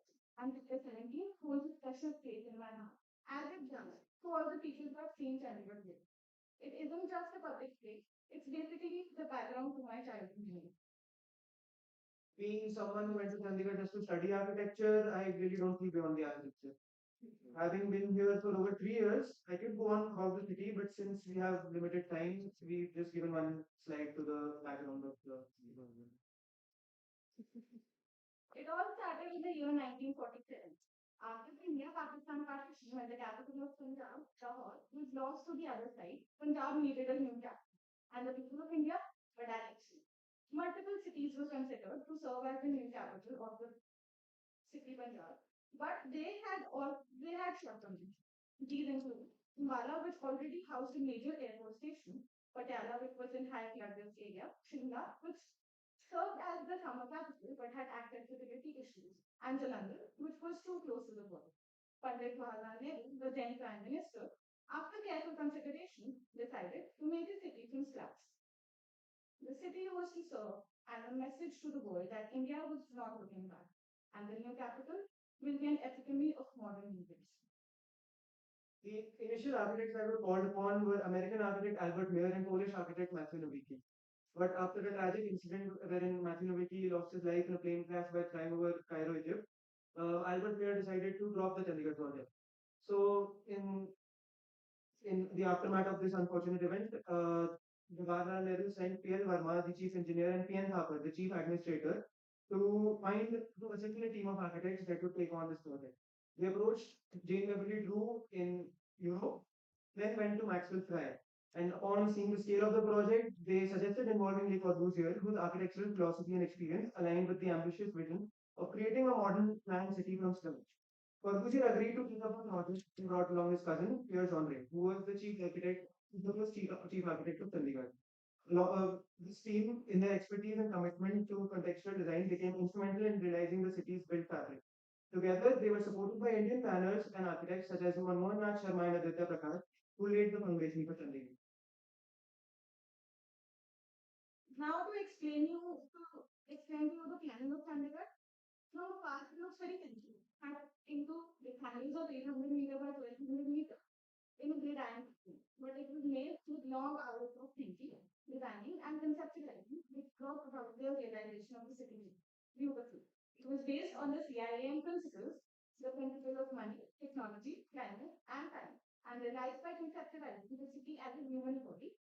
The intellect of the city, the head of the city, was seen as the capital of the lamp, the leisure valley, which gave the city beautiful lamp. The limbs, the industrial area, the veins, which were the circulatory system of the city, and finally, the heart, sector 17. Sector 17, placed at the geographical and symbolic heart, was designed as a pedestrian paradise, free from vehicle, yet alive with people. It was planned in three zones. The northern zone, highlighted in blue, it included commercial and administrative offices. The south zone, which is highlighted in yellow, it included the bus terminus, the urban park, and the offices. And the red periphery is the multi-story buildings. It is similar to all the sectors. It is 800 meters by 1200 meters. But its planning approach was completely different. It was to be inviting and dynamic, not merely functioning as a commercial and administrative hub, but as vibrant cultural core.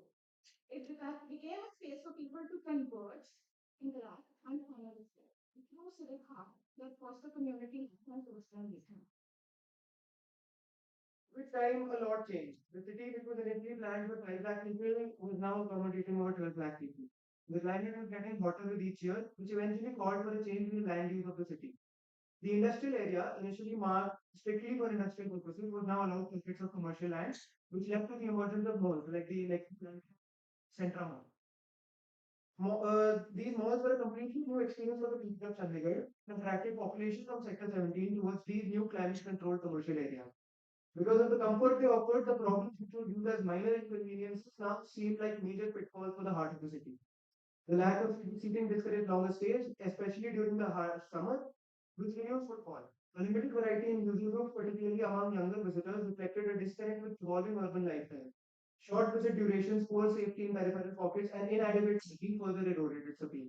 Sector 17 was in an identity crisis, and it needed solutions.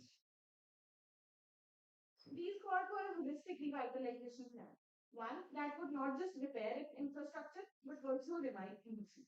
In 2018, the Chandigarh administration, in collaboration with the architectural studio and BJP at New Delhi, proposed a holistic revitalization plan which was approved by the Chandigarh Heritage Committee. It aimed to strengthen the physical, social, and cultural connections through urban interventions as listed on the right on the left-hand side of the slide. Out of these, our research was based on the 5 interventions mentioned in these circles. And we chose these 5 interventions because they were solid structures which we could assess and we could do survey of people using them. The urban park, starting from the urban park in Sector 17, redeveloped from the former football stadium, spans nearly 12 acres. It now accommodates a skating rink and has a large LED screen near the 17 base building that regularly hosts public screening of sports events and cultural programs. These interventions successfully reintroduced informality, activity, and diversity of users into the area, elements that had been long lost from Sector 17. According to a survey, 38.1% people have visited the urban park, and out of which 13% visited often. Gone for the conversation with people increased after the said skate park was introduced, and more youth has started visiting part of the sector which was earlier usually dead. In the evening, you see people skating, and it is a major social stage during screenings of matches. The football ground has also seen some improvement. However, the park still faces infrastructural and maintenance challenges, limiting its total potential to attract consistent footfall. Despite these shortcomings, it marks a significant step in transforming the once underutilized space into an active community hub, setting the tone for future revitalization efforts across the sector. The next is Chandigarh map. In front of the Neelam Tata lies the 30 to 50-meter floor map of Chandigarh, an urban installation that functions as both a wayfinding tool and placemaking feature.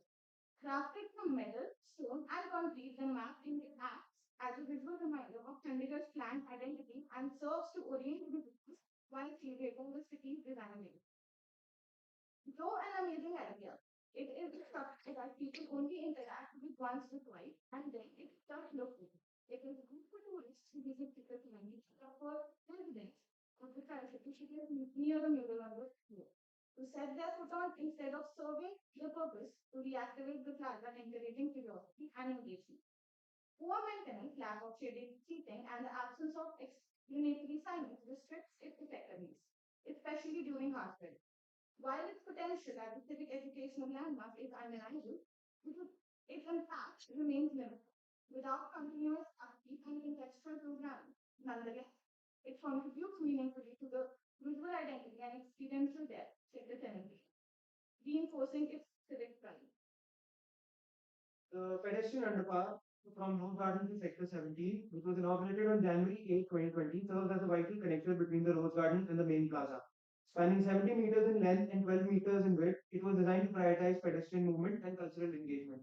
Because of its non-linear shape, the people of Chandigarh usually find themselves engaging in cultural activities, exhibitions, and many other events that are hosted in the Chandigarh underpass. So it is not just a passage, it is also a place where the community comes together.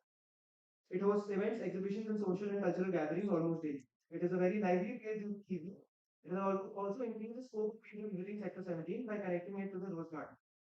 Uh, According to our survey, 76.8% of respondents have visited the underpass, 61.9% are frequent visitors, and 63.9% consider it the most effective intervention in revitalizing Sector 17.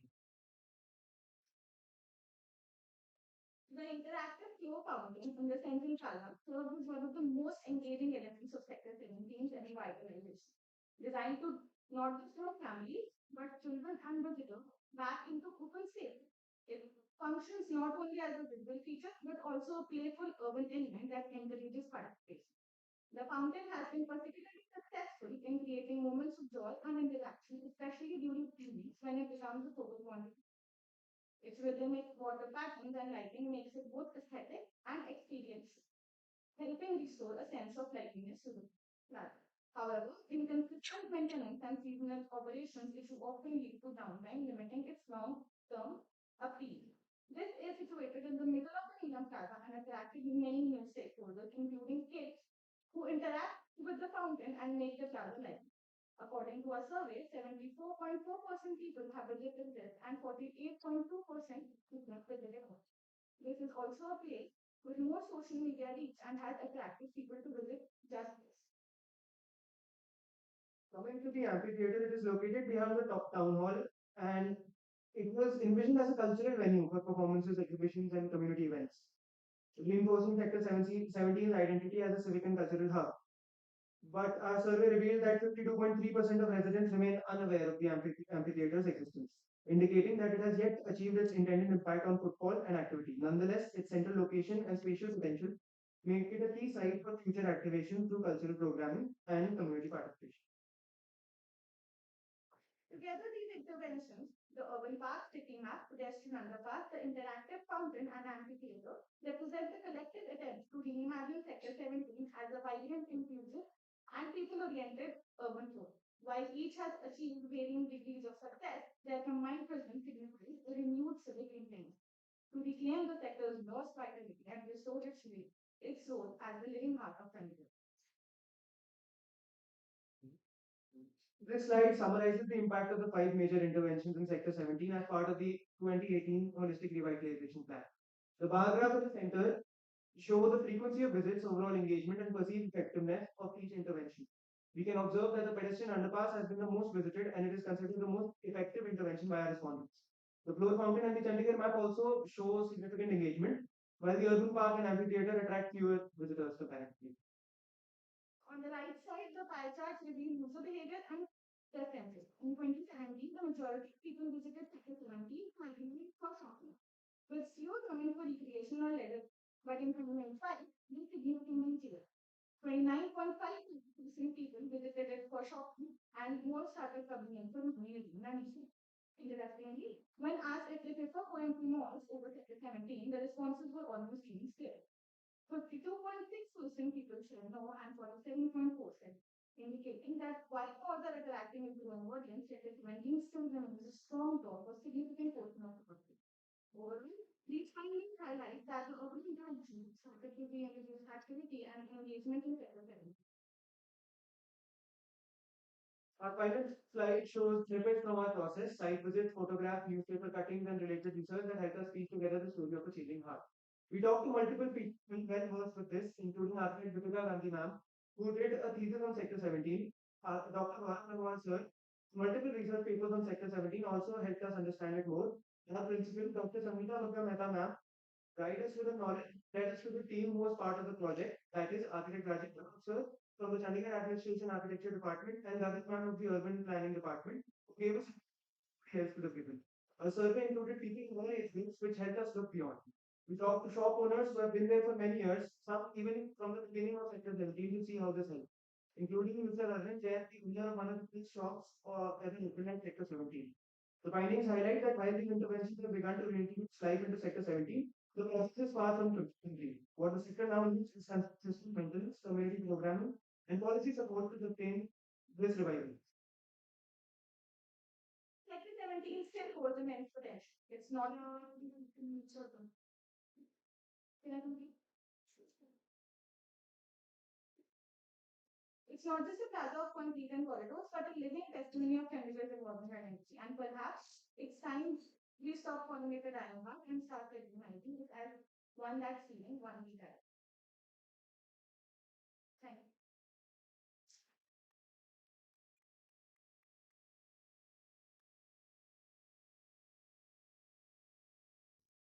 you. Thank you. I'll start with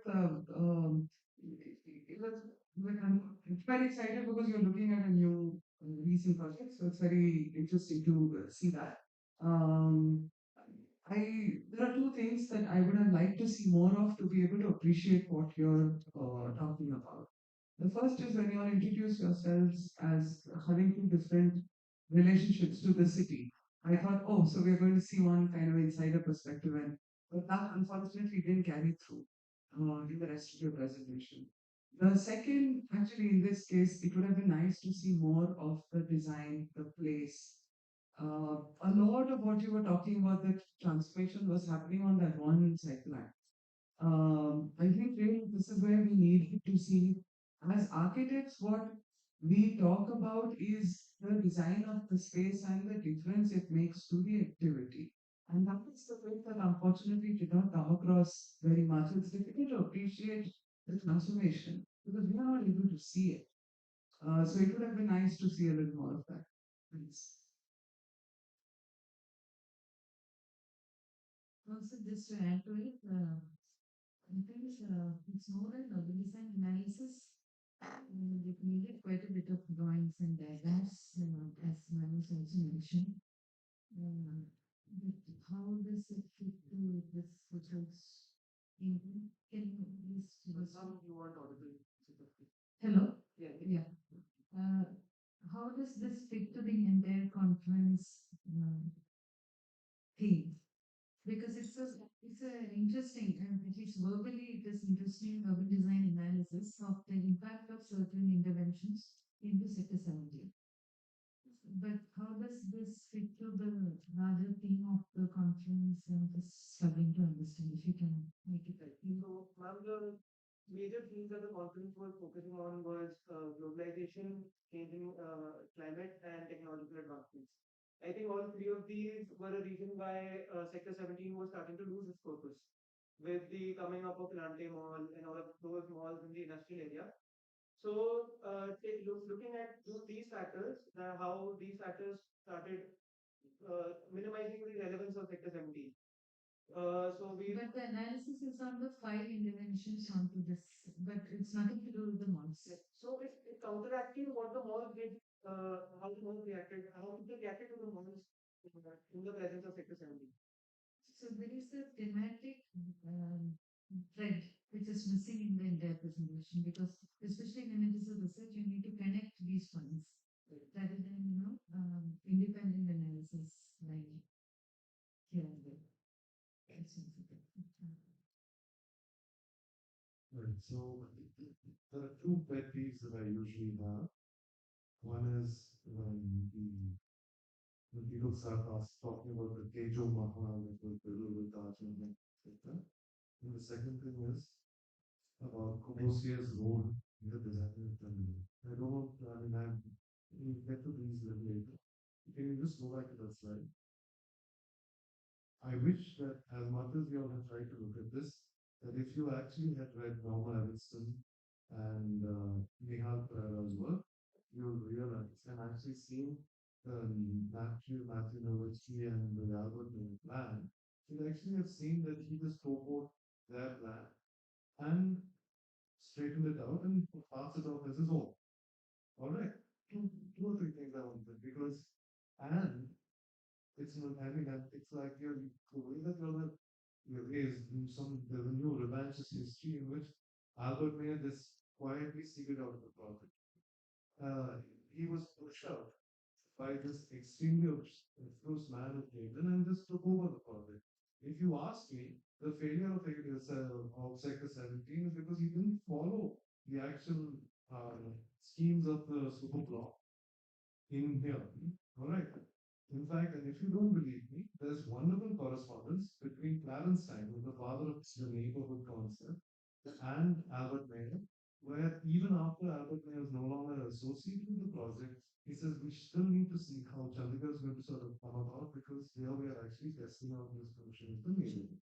All right, so first things first, this And any book you can open where Rosier has written, with even towards a new architecture, is inspired by a motor car, not by a human body. So to see some that students even today with so much of access to information kind of regurgitating stuff about Rosier is a bit worrisome for me. I really think that I'm both having been born and brought up in Chandigarh, made me all really need to sort of look at the city in a slightly different sense. First things first. Secondly, the notion of your census data is completely off. Let's go back to the next thing. One of the major you had one map that showed the census data of Chandigarh. One of the major reasons that Chandigarh actually didn't really do very well is after it was built, there was a dip in population. Most people did not want to move to this brand new city that was built in the middle of nowhere. And it's well documented. Whereas you have an increase in population, that's not necessarily true.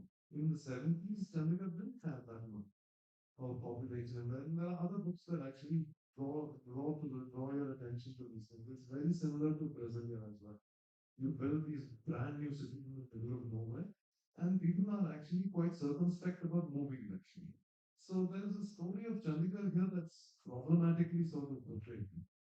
Then you all have reducing the entire problem of the issue of Sector 17 to that of the construction of two malls.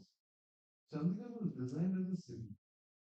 Like most places in India, you have cities that are now being turned into regions. You have Mohali that's come up.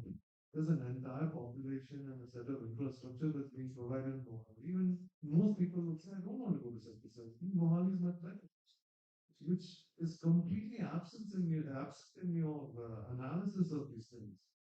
So for me the last issue is the grappling of the city. You know, these these perpetuated myths of the city that don't get interrogated.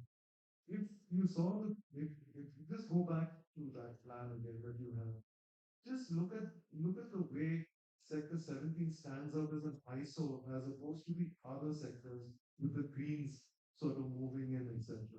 Here is a sort of a logic of the automobile pushed into that sector, right? It's completely contrary to the design of the superblocks elsewhere.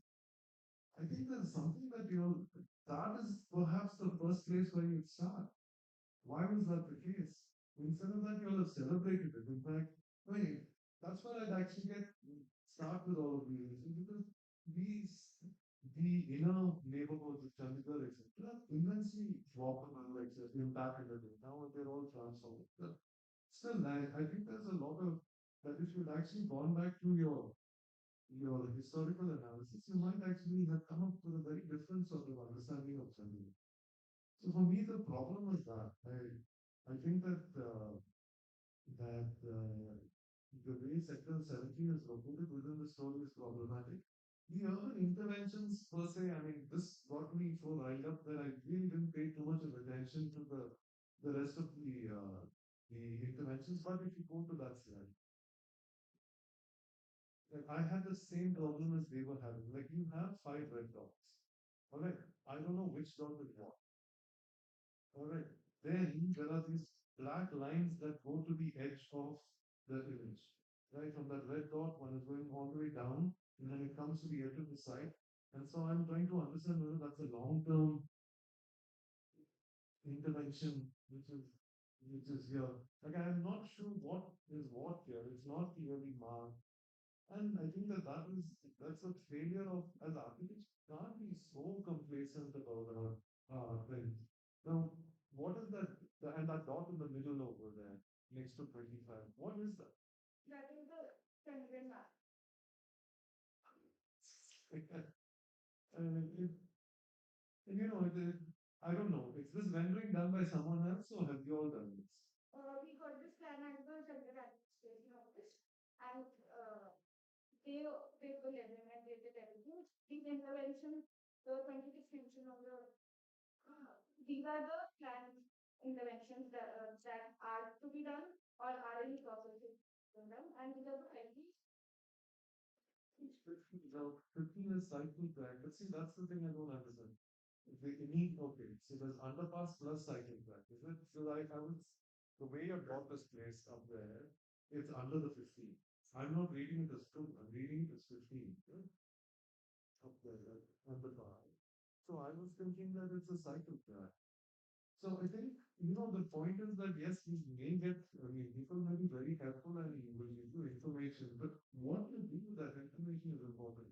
You have to take this clean this map up and show us just, maybe monochrome, the rest of it, and only these 5 interventions where color, etc. may have actually been a lot more helpful for us and the narrative that you're trying to tell us. And, but that's the everyone. Sorry, I'm just going on and on. But that's the thing, right? If you see the way that if this is something that you have inherited, and if the map of Chandigarh is in fact what we're saying completely not usable, it's kind of evident even in the planner's mind how sort of almost it's part of the way that it's used.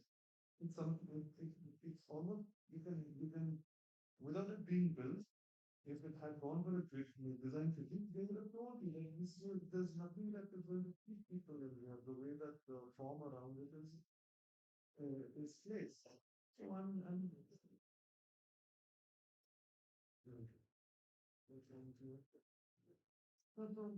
so I think and again like and the last bit is that what is the importance of Sector 17 with the growth of Mohali and the kind of infrastructure that's happening over there? It completely misses that part of the story.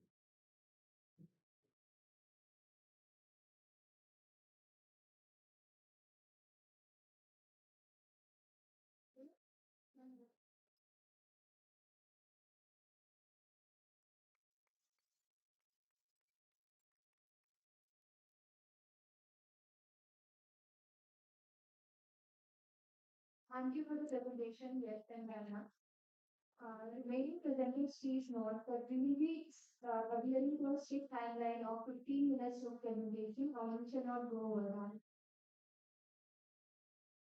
Next, I would like to call upon Vivekananda and Monali Purelia for presenting their paper on Building for Place, Vernacular Architecture and its Evolving Identity in Himachal Pradesh. Please come on the stage.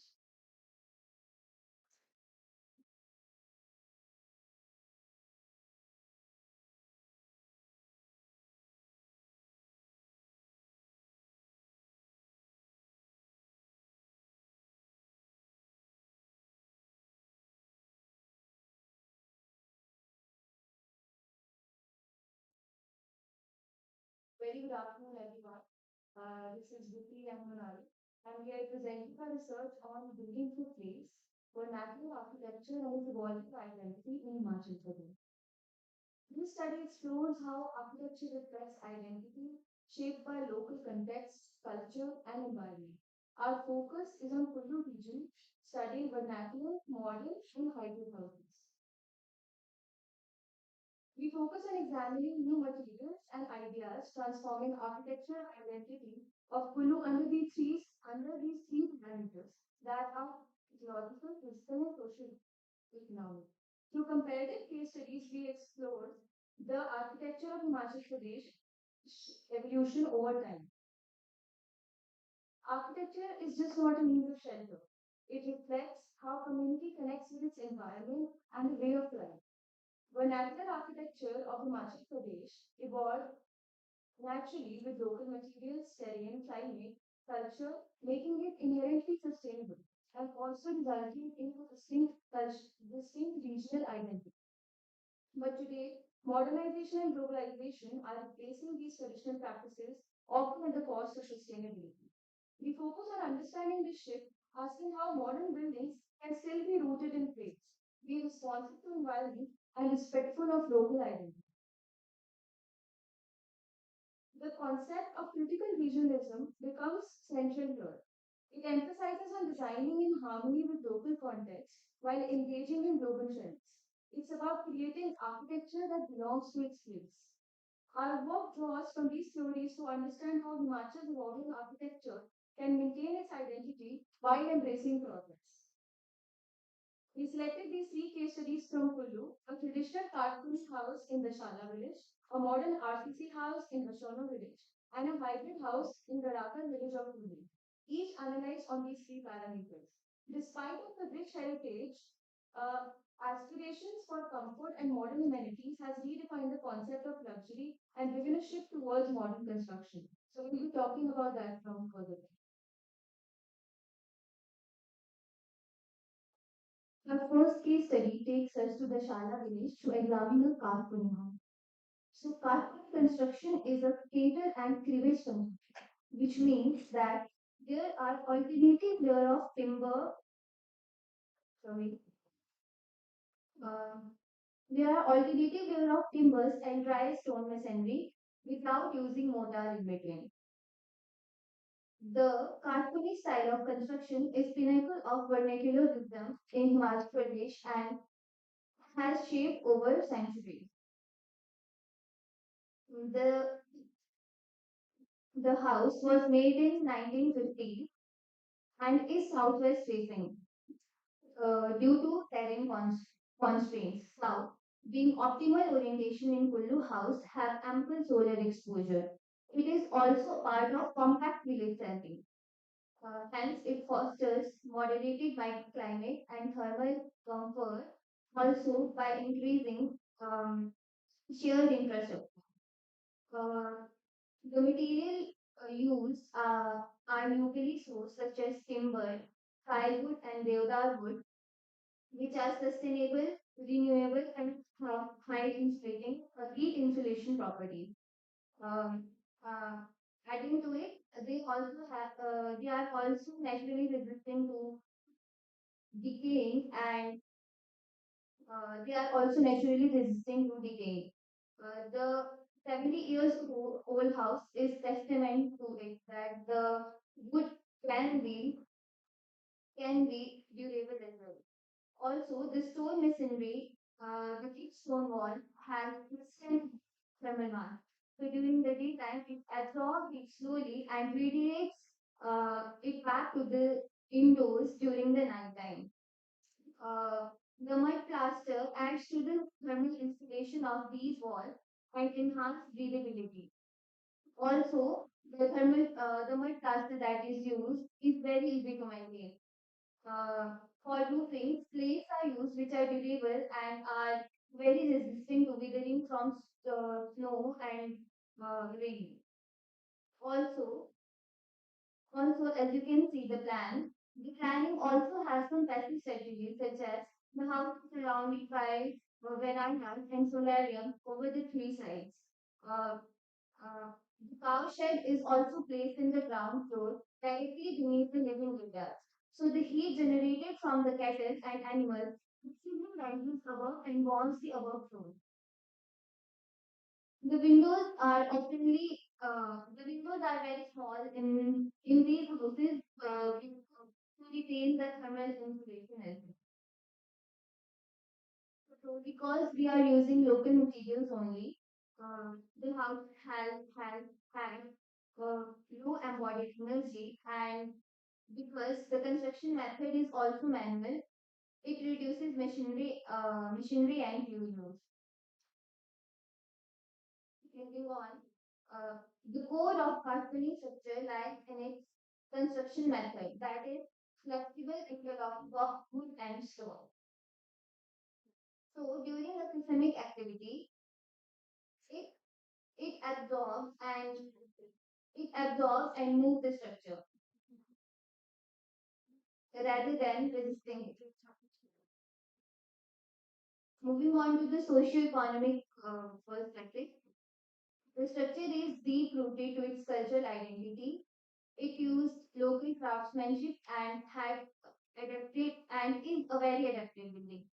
Using time-tested seismic techniques for community-based art, it boosted local economy by employing local artisans, manual construction, thermally efficient, affordable, and resilient. It fosters social interaction through shared spaces such as the common verandas and solarium etc. Also, the maintenance is affordable and is skilled labor.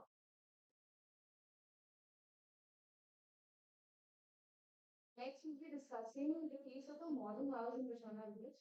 So, this house is constructed in 22 It is a southwest facing house due to the terrain constraints of the day, and it has balconies and terraces oriented to south and southwest direction to allow solar light. Large windows enable cross ventilation, natural light, and scenic views, and the compact vertical layout offers privacy and functional simplicity. The RCC structure forms the backbone of this house, and it offers strength. GIC roofing sheds snow and rain efficiently, and it is very easy to maintain, also solving the problem of seepage that is observed when we use steel. Timber is only used in interior wall paneling, which is lending the warmth to an otherwise contemporary structure. Concrete walls, wood paneling, and double glazed windows provide excellent thermal insulation and warmth. GI sheet roofing reduces the load because they are lightweight. The kitchen and tandoor room that is there, it provides warmth in the upper areas during winters. So as you can see in the plan, we have good functional separation. We have the tandoor room on the upper floor, and this provides a good layout for the family. RCC and GICs have high embodied energy because of the processes involved in their manufacturing, but because of their durability, efficiency, and low maintenance, it caters to their long-lasting environmental impact. Better adaptability to modern needs and flexible layouts. We have privacy and easy utility integration, and it offers resistance to pests and needs low maintenance. The house uses concrete, steel, and glass. This reflects the urban comfort and status. Traditional elements like wood are only decorative, and this shows a shift in the culture and the architecture. It mirrors the generation's modern aspiration and their access to material and increased economic mobility. The modern artisan house supports evolving lifestyle and also fosters local economy by incorporating local labor. It tries to get into the regional identity of the area. It offers long-term savings to durability and low maintenance, and use of minimal timber keeps the costs in check. For analysis of traditional Kashmiri houses and modern RCCs has us to the most important conclusion, the hybrid house in Rama village. So this particular house in Rama village was made in 1980 and is a testament to the transforming identity of architecture in the region. The house is west facing due to terrain and gets the afternoon sun. Though not ideal for heating, it has wide windows, provide ample natural light, and reduce daytime lighting needs. Uh, the structure is load bearing. It has load bearing stone masonry with cement plastic on the outside. The problem with the vernacular architecture that we saw was that the outside mud plaster was not very durable. So this solves the problem here. And the wooden bands, there are the reinforcement of the wooden band is at 1 meter interval to boost seismic resistance. So in this particular case, there are 1 meter bands of wood and vertical steel reinforcement for the seismic stability. And the inside plaster is made of sand, ash, powder, and mud, which is fermented for 2 months to enhance its binding, insulation, and durability. Uh, Same as the vernacular house, the thick stone walls provide great thermal mass, but exterior walls utilize the as the exterior wall utilize the traditional setting, embodied energy materials, but interiors but in the interior we have introduced modern intelligence, that is introduction to vertical steel reinforcement. So this resolves the conflict of functionality versus tradition, because by incorporating some of the modern factors, we can achieve larger windows, high ceilings, etc. So the low energy materials like local stone, wood, and fermented mud plaster, less concrete, minimizing processing transport. Buildings are wide and have large windows, enabling flexible layout and non-RCC load-bearing walls and traditional joinery support easy modification, while natural plaster requires minimal maintenance. So the hybrid design balances tradition and modern needs, combining local materials with contemporary features, uniting artisans and laborers to foster skill transfer, local jobs, and cultural continuity through innovation. It is durable, low maintenance, material reduce energy costs, ensure easy repair, and offer long-term benefits, making it a resilient and affordable option.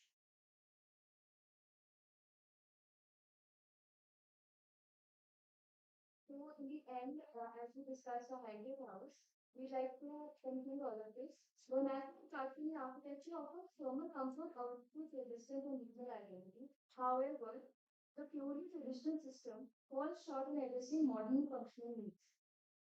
A hybrid approach is ideal, merging traditional aesthetics with modern structural innovation from local stone and timber, RCC or steel framing as a design feature, and integrating modern systems. This fusion ensures environmental sustainability and functional durability, results in a climate responsive, culturally rooted, and future ready home in Pune. Our study reinforces that architecture is just not about constructing buildings, it is about constructing an identity.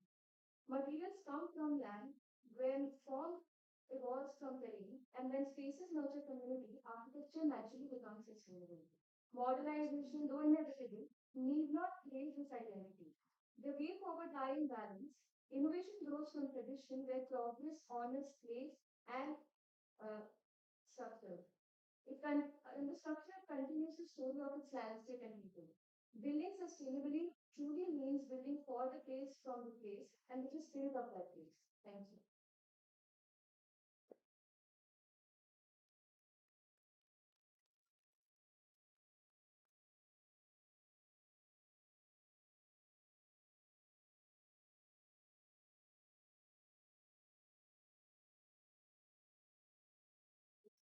Question.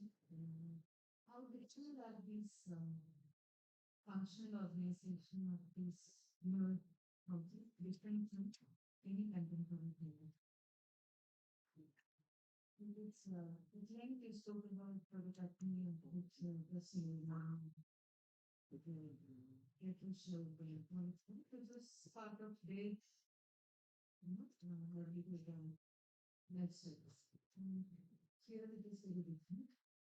Then how different are these psychologies from community contemporary language functional organism? So the houses today, when we make houses, we consider that we want very large windows, we want very light of space. But the vernacular houses had very small windows. They And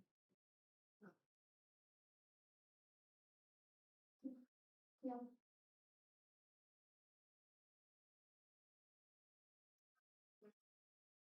yeah. It is for balcony houses. so the question is that how is the plan of the newer houses different from these ones? So, like, will a newer house have a cow shed? Uh,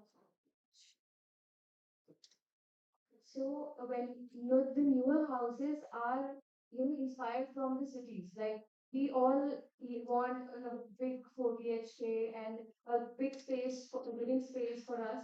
So the old scenario was where we had cow sheds and we're using those, but in the newer homes we shifted to a city kind of Has a cow shed or ceiling. I'm asking you know how different are these from any of the contemporary plan making process? Okay, Any city so this is there. So this is an example of a contemporary house that is in Kullu.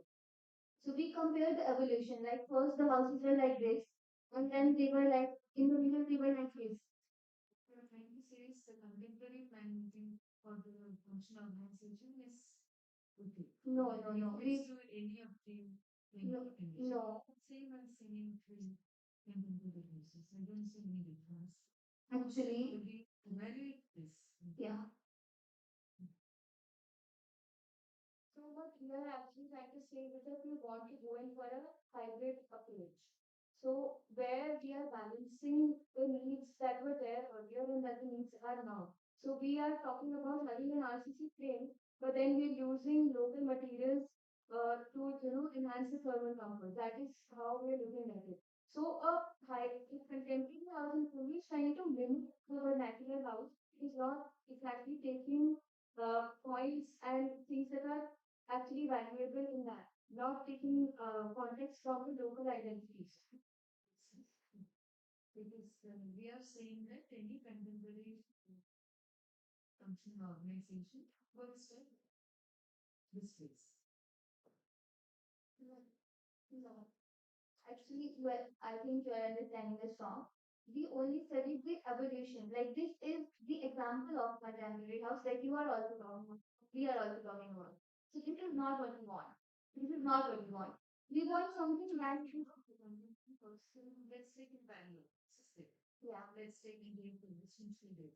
yeah. And here also we call it contemporary, and we have seen that we are trying to fit this Yeah. generic typology with Yeah, the planning here is like the planning, the flow will be same as as any contemporary house, but it tries to mimic how the vernacular house in Kulu looks like.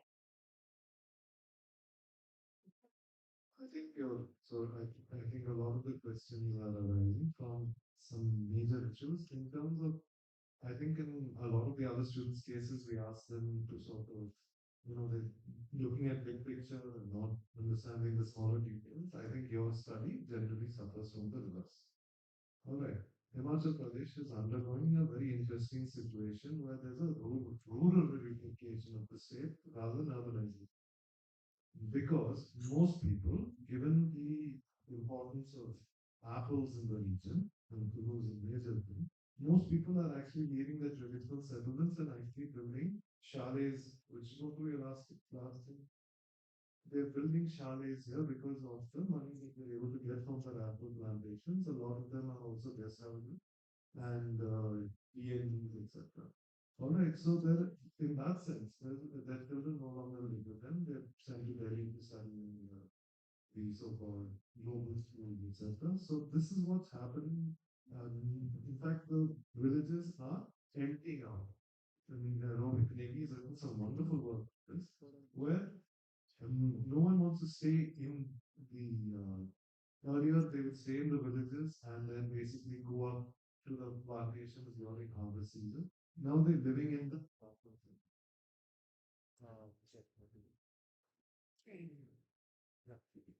they are living on the plantations 24/7. All right. So I think there's a lot of other things that have been completely missed out. Just focusing on this Kakuni constructing material. There's a huge change in the social dynamics of the place. And I think had you sort of looked into that, you'd actually see that a lot of these changes are based on this sort of the learning capacity of the apple plantations, etc. I think that this you might have to sort of open yourself up a little bit to sort of see what is there. And I mean, so that the other thing is that you are so caught up with the cartoony thing. There are other kinds of also construction for poorer folks, etc. That like Daji, etc. That are also equally valid. It would be nice to have sort of seen some details. Yes, sir, but we were quite focused on the Kulu region. So Saji wall is not that common in Kulu region. Only the Pashmani type of construction is here. So that is why we only focused on it.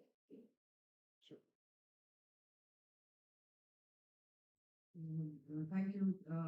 I very quickly, I like the fact that you looked at three houses. I'm not sure whether the traditional modern binary is necessarily useful in understanding that. The fact that you also mentioned that one is 1950s, one is 1980s, one is more recent. I think that was a clue to these houses have come up because of how it is possible to build houses at a particular moment in time. So just laying out that ecosystem and to look at that within what Leon was saying, which is that there is a certain social and economic context which allows people to build in certain ways. So just the realities of that context could have then evoked, could have given you some reasons as to why these houses are the way they are. So the direction need not necessarily be what's the best way or what kind of a hybrid it is, but just saying that these houses represent the building industry, the aspirations of the people, and then in what ways does it do that? So I think there's a lot of potential in terms of just rereading some of the information that you have through these. So basically, construct the universe of Kulu through these three examples. Thank you. Thank you so much.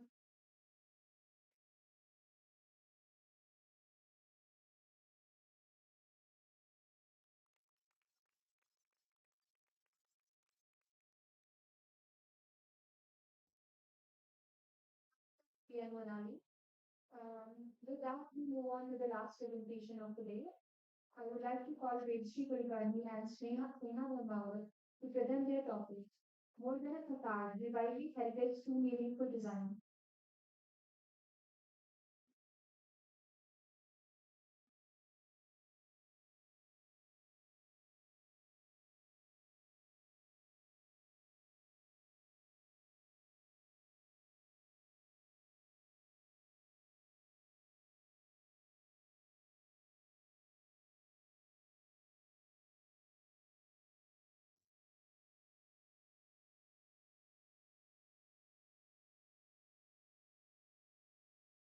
Culture is the best medium to convey cultural significance and even cultural differences. But why is it the best medium? It is because architecture is experience. We don't just look at it, we move through it, we feel through it, we live it. The way an individual perceives a space becomes the way they understand its meaning. But then the real question arises: how is this experience created? How does a building tell the right story? This is where the role of artist, the artisan, the designer, the curator, and the architect comes in. Through space, context, scale, proportion, geometry, function, and materiality. Aesthetics, this space perceives, are perceived. We, de- uh, we decide what they feel. We decide what they notice and what they take away from this experience. And this is the heart of architecture. It's not only about building, about communicating. It is about doing it rightly so that the onlooker perceives it in a way it is intended. Carrying forward the culture, memory, meaning. I, Vidashri Kulkarni, and I, Sneha Dharmavat, are here to express our thoughts on the topic entitled More Than a Facade, Reviving Heritage to Meaningful Design, guided by architect Sri Gandhi from Green School of Architecture. India is blessed with immense architectural marvels of various scales, starting from glowing staircases and column detailing to huge places, cities, and towns too. Every city has its own history, culture, heritage, beauty, and has a story to tell. Some events, places, and spaces to cherish and celebrate. Whereas some to convey a message, to learn from, and tell us not to do it twice. We all are visitors here. Some know the story completely, and some know it what is being conveyed. And here comes the important point of conserving, nourishing, and conveying the story correctly. But when you would visit a place, it's not always be tourism. It need not be always getting the information of the place directly, but it would be a word, it would be a meeting or a research conference like today. And here, the first place when we visit a city is its tourist place. A railway station, a metro station, an airport, or a bus stand. The story starts from there. Efforts are being made to design these places beautifully, inspired from their local heritage culture. But the question comes, do they conserve, nourish, and convey the story correctly? Let us understand from an example. A rich city of culture, heritage, and history is the city of Pune, where not only people but places also hold memories and tell a story. And one of that place is Vishrambag Wada, the luxurious residence of Bajirao Peshwa, located in the central heart of Pune. The Vastu holds its own cultural significance and is a beautiful example of contextual architecture, climate sensitively designed with local material and layers, and taking into account the user's lifestyle. An architecture piece which needs to be conserved, nurtured, conveyed rightly, people, and next generations. And so, there was a decision made to design up a metro station which would look like Vishrambagwad, that would narrate true story of Pune's cultural heritage and history.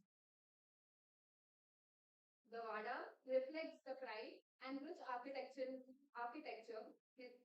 heritage in Maharashtra. Pune Metro has taken the desired influence from this housing typology to preserve the culture, tradition, and celebrate history of Maratha architecture. The Pune Municipal Corporation will have a Wada-style metro station situated in the densely populated freight areas of Pune, which was being understood by the sources. The decision took by Pune Metro was right in conceptualization, but when it comes to execution, certain small parameters which needs care, understanding, and more attention were sort of overlooked, which are like the scale in which the metro station has to be done, the proportion and the key elements of Maratha architecture, geometry, and the grammar of composite it was not applied in the desired manner.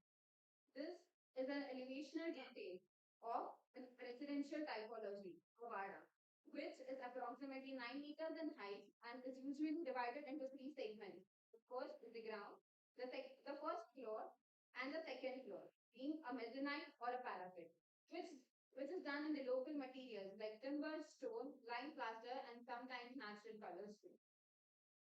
And here is an elevation of the elevated PNC metro station, which is done in RCC, and the elevational treatment done in metal sheets finished in colors like brown to annotate wood and yellow. The overall height of the metro station is around 30 meters from ground. If we compare, we can observe that the change in scale, proportion, ratio, the grammar of Maratha architecture, and material, which changes the overall appearance and experience of the structure. When we asked people about when we asked everyday travelers of Pune Metro their opinions, they showed them these images of the transportation hub situated in Pune. They mentioned it does look like it's inspired from the heritage of Pune.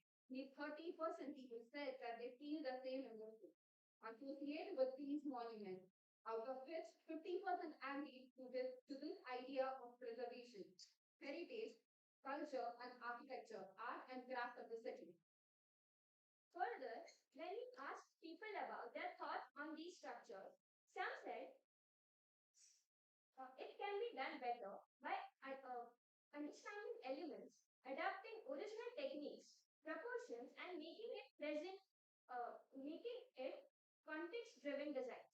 Some said reinterpretation of the facade, scale, materials, and functions can help. Random imitations can create confusion, make the design look weak. Some said inspiration taken from the previous cultural essence, original scale, and proportions would preserve the soul, whereas mere imitation without understanding feels shallow and lifeless.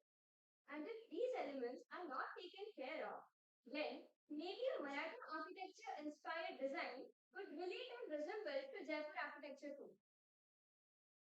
This research was done in parts which were interconnected and were a loop to every next step. Starting with understanding the vitality of the topic, these studies were done to understand what is the trend and is the trend really worth following and why is it a trend. Photographic documentation of the places visited were visited and identified and case studies were identified. Evaluating the contextual relevance played a key element in deciding the importance of the identified problem. Along with it, analysis of design approach was a key factor in understanding and redefining the facts. Architectural analysis was done of the case selected studies, understand current scale, proportions, geometry, grammar, material of the selected structure. To identify gap correctly, literature reservoir correctly, knowledge, interviews, surveys, and Google Forms were floated to understand people's perception, perspective, and experience about the selected sets. And finally, all the data was verified while talking to experts, guides, and scholars, and then compiled together in a statement. Absolutely beautiful, impressed, and something which was worth inspiring, which we came across going to the streets of Jaipur was the facade of the Julius Facility Center, which gave absolute justice to the context, felt like inspired from the heritage and fit today's need. And here we state that heritage is not what we see, it is what we understand, experience, and build upon. Because real heritage is not chosen in form, it evolves through understanding. And we make an appeal to all the architects as well as the government authorities to consider this that architects can create designs that are deeply rooted in historic wisdom, yet relevant to contemporary needs. This ensures that heritage inspired architecture remains adaptive, functional, and meaningful rather than being a mere visual introduction. By integrating historical principles with contemporary materials, construction techniques, sustainable driven solutions, we can create spaces that honor heritage while addressing present day challenges. This research underscores the significance of context sensitive and evolution driven approach, which bridges the past and the future that rather than freezing the history in a superficial form. And thank you.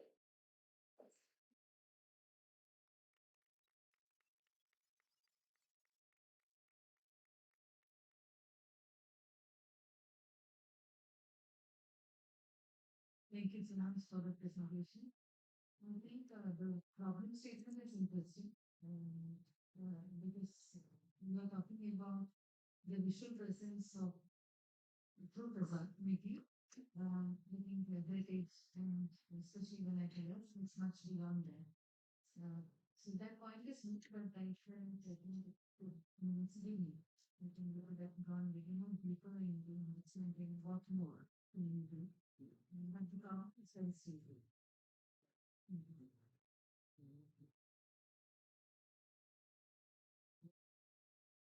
You for this. I have a couple of, actually, I have a number of thoughts, but I will, I think the central question that I want to ask conceptually is that where does any architectural work derive its logic from?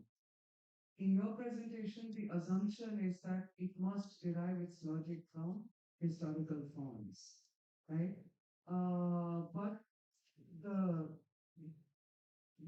the issue with that is it depends on how one looks at history, what kind of histories one looks at, and how far back do you go? That's the most important question because a lot of what we have by way of historical fabric is dates back to the past 300, 400 years. And it also comes from a very different social, political, um, economic universe. To simply copy the forms is to almost negate what many architects today have been talking about because their architecture is a reflection of society. So if architecture is a reflection of society, and we make important buildings loosely reference historical buildings, then we are saying, oh, so the Pune Metro hub is not a reflection of the modern day city, it's a reflection of something from the past. Yeah. So I think this is very popular at the moment. Speaking as a historian, I think we never really know the past. Yeah. Right? And which makes these choices uh, quite complicated. Right? So I'm saying this because in your paper, not just implicit, you are very clear that this is a good idea. And so I'm just offering you another perspective that it's a very complicated idea. And imagine if every generation keeps building stuff like was vaguely in the past. We are recycling. And my last point, again, all of it, very conceptual. One of the definitions of being modern is a progress bias, right? The distinction between the medieval world and the modern world is that the medieval world was characterized by a desire to reference antiquity. Intellectually, philosophically, that's the characteristic. So the Renaissance was interested in reimagining ancient Greece. What makes us modern is the fact that we recognize that the past is the past and what we are doing is about the future. So the risk that this may be a regressive way of thinking about architecture is a very real risk. And I also found that there is a bit of a disconnect between heritage inspired architecture and the idea of preservation. This is not preservation. So, actually, that was the gap that we found because the Pune Metro mentions all the railway station or the metro station that are being designed, they mention that this is a medium to get inspired and preserve the culture. Whereas we are trying to make a point that this need not be a right way to conserve it. Maybe you understand and you can abstract or extract what is actually needs to be preserved. For example, need not be an art being preserved, but an artist should get an opportunity to express and make it a point that the right thing is being conveyed. So that is our point. Okay, it wasn't clear to me. And really, this, so I think largely the question is when we're referencing the past, it is complicated. And definitely, we live in a time when multiple versions of history are constantly sort of coming up, depending on what. Because you also get to remember how we understand the past is linked to what we expect from the present moment. The past is not neutral at all. It is constantly being constructed and deconstructed in the present. So the history is definitely a project of the present. But in your presentation, there is a certain idealization of historic architecture and the fact that modern structures must reference that. So I'm saying that you should be wary of that because it's not as straightforward as it sounds. Yes. So, yeah. So this sort of taking off from where she left off, I think it's not just that historical architecture per se, but even the categories within which we're analyzing historical architecture. So, for instance, you started talking, waxing eloquent about proportion and all of those things, right? Now, you know, when Colas, the SML of Excel, there's a wonderful essay in it called Down Diggings.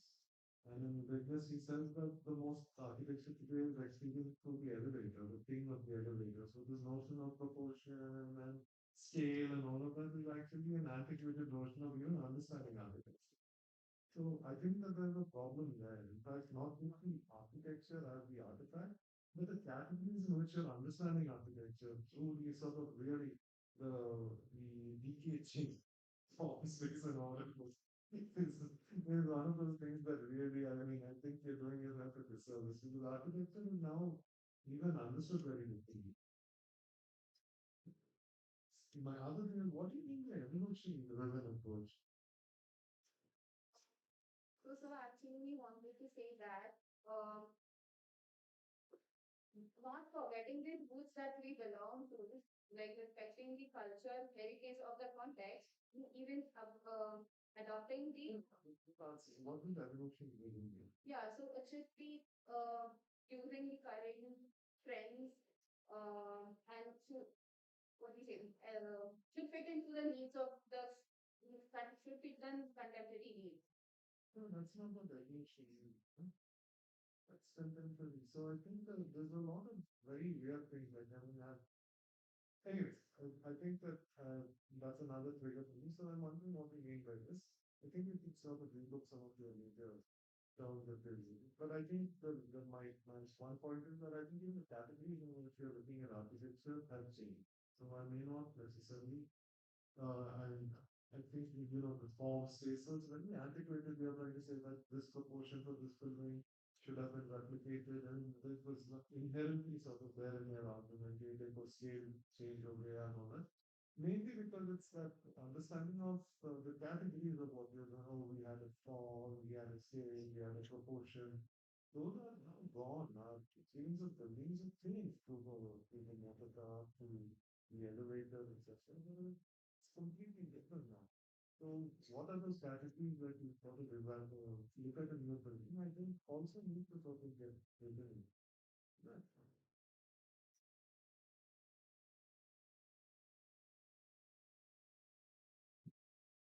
Not much to add. Just to reiterate what we said earlier, that so we're dealing with the past and we're trying to evaluate, and maybe people would feel a problem with the paper that you presented.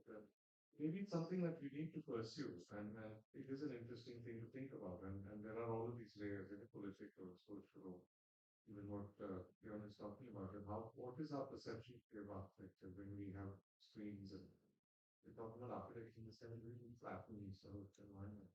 It's something to think about and write about. And this is why we created this thing that we want you to think about how you're going to look at history. And there is a problem when you're looking at it purely as flat land.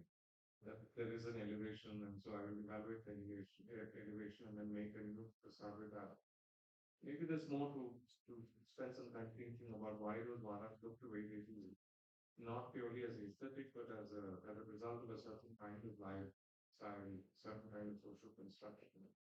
So it's the start of a lifelong study, I would say. That you can spend a long time thinking about how history impacts the work that we do today in the way that we interpret it, given our current condition. So it's a good start. Yeah, thank you.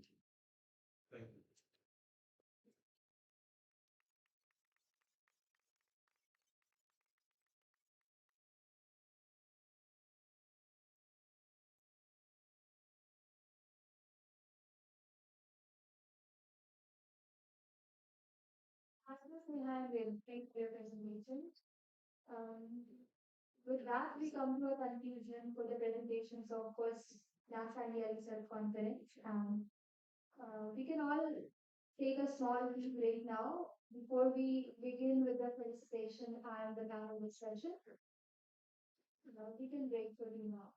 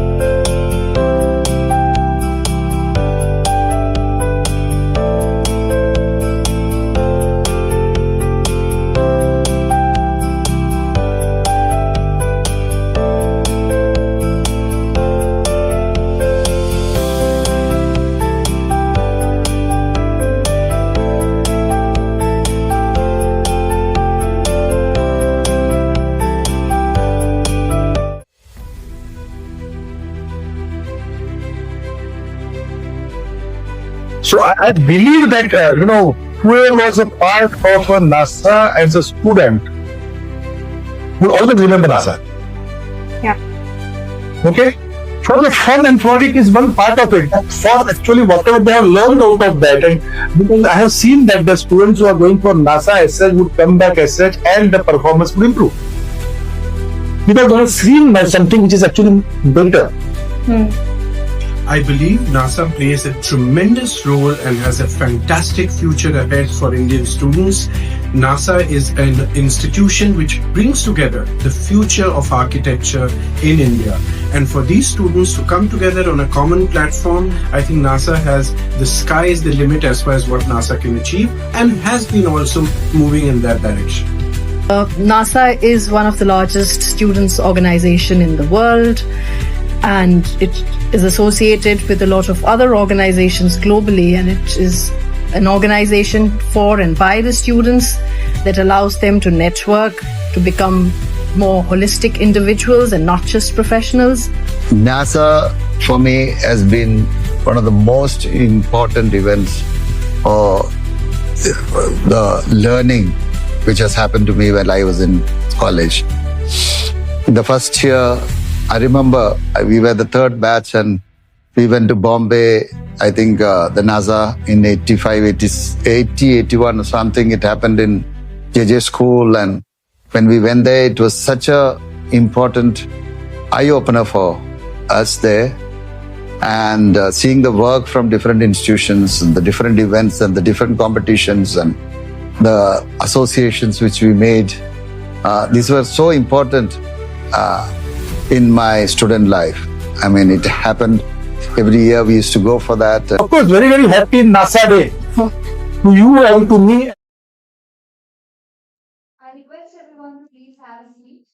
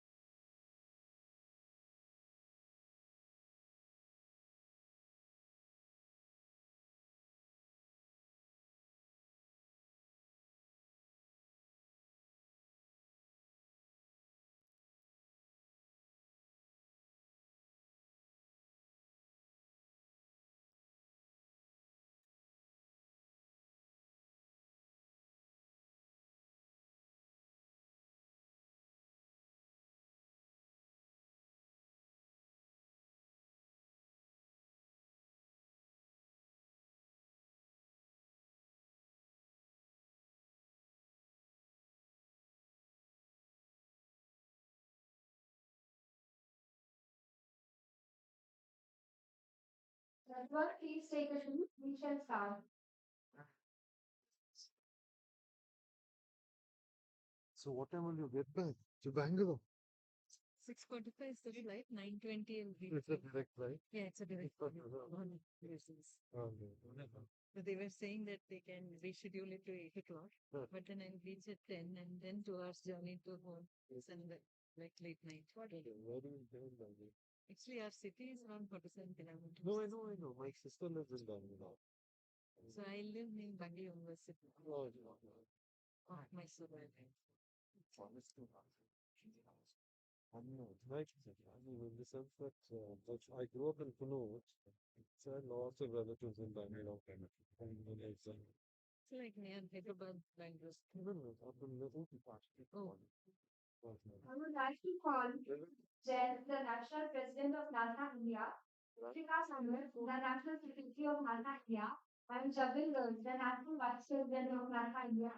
On the stage, Chief Minister and Chairman are jury members and are moderating. Sure. Oh, yes.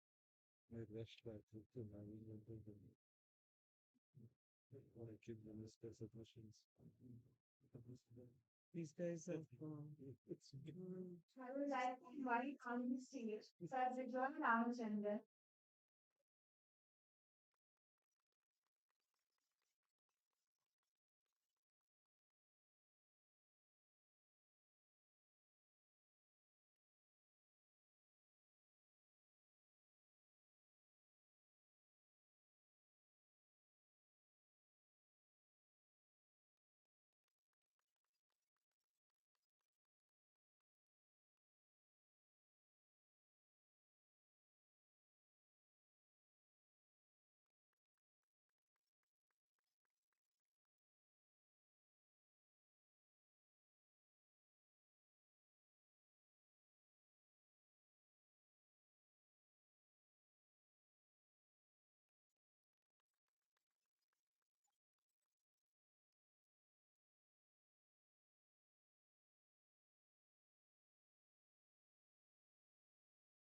Kiran Kumar,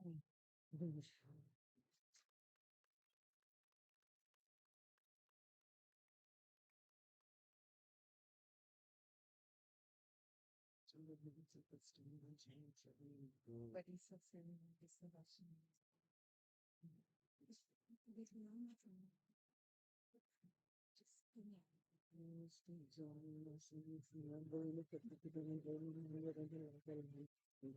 We're trying to buy from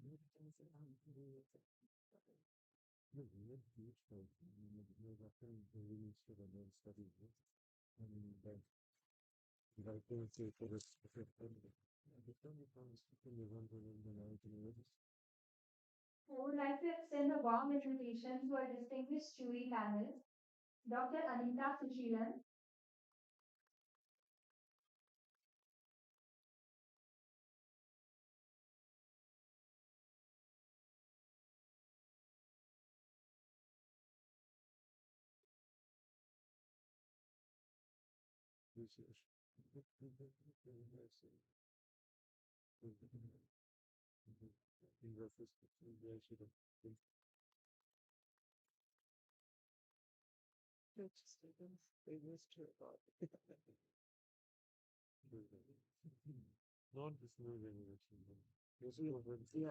reflection to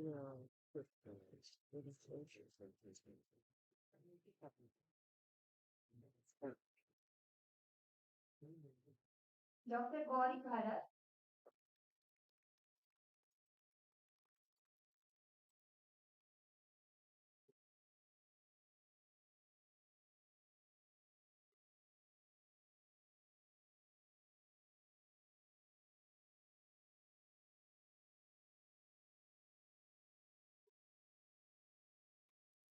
All right, man. Take care, safe travels. I hope you so that you can watch it.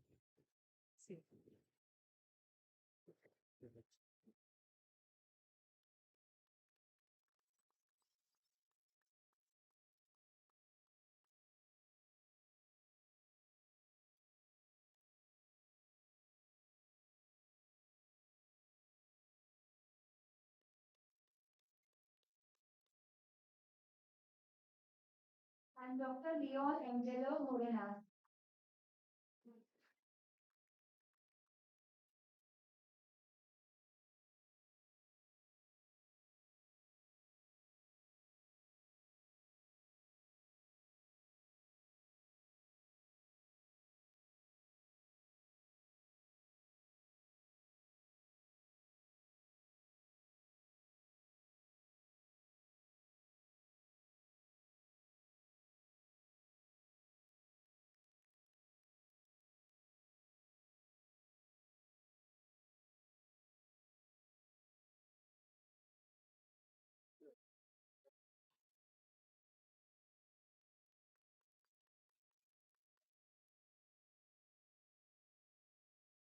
Request the esteemed moderators and the jury panel to take a seat on the stage for the panel discussion.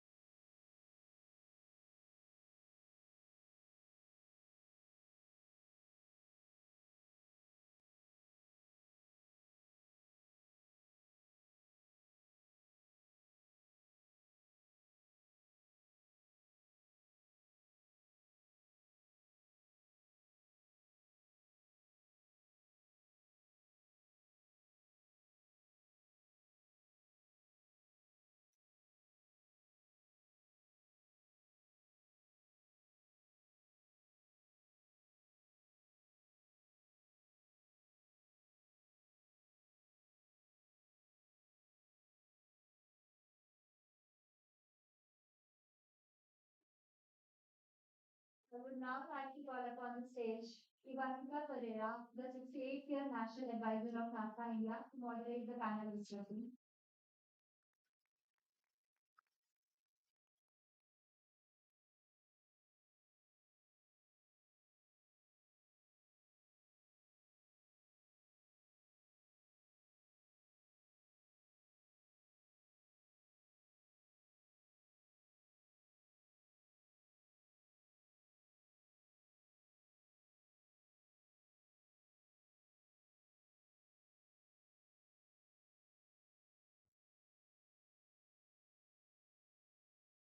Firstly, good evening, everybody.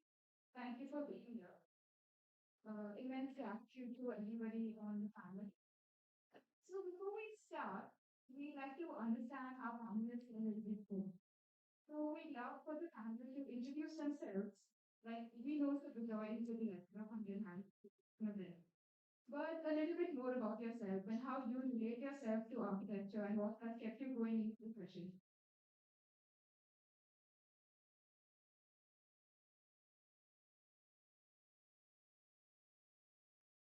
One day at a time. That's what I do. It's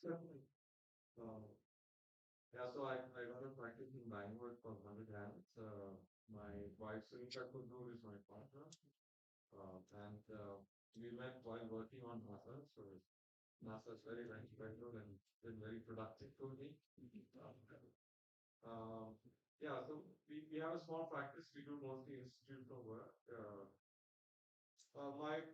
I think a kind of foundational memory when I was very young, my cousin and I was studying at a boarding school in Tamil Nadu, and we would come back to Trivandrum to have our summer holidays. This is when I was like 12 or something, and then from Trivandrum we make the trip out to Kovalam, which is the port. And there's a beautiful hotel on the coast there. It's this South Korea building, which kind of hugs the cliff. And so my grandfather would pay the guy at the reception, and we'd get to use the pool. So we'd drive out, and then. But this memory of coming to the reception and making our way out to the pool, and then from the pool having a view of the horizon, that has stayed with me forever. This amazing transition from being deeply embedded in the rock to this place of incredible prospect. And so I mean, in terms of just architecture, we're constantly thinking about that kind of sequence, about that kind of layering, that we're always trying to make these contrasting experiences so that one is always aware of darkness and light, of refuge and prospect. And so that's been my sort of really kind of foundational memory. So yeah, yeah. Thank you so much. It's lovely to hear. Over to you, So I teach in a school called Vadiya Center of Architecture in Mysore. Uh, just to give maybe because we are talking about a research conference, I studied then it was a very small school in Mysore. Then I did my master's in SET. And the way I had to choose the course was there were four courses offered. And the course which was closest and artist specialization was theory and design. So then, and it was called theory and design for a purpose. And I think it was not a conscious decision that I should be studying theory, but it was closest to architecture. And I think that is the sort of, and I practiced, and I worked in Huntington for a few years, and I've been teaching for the last 10 years in Mysore.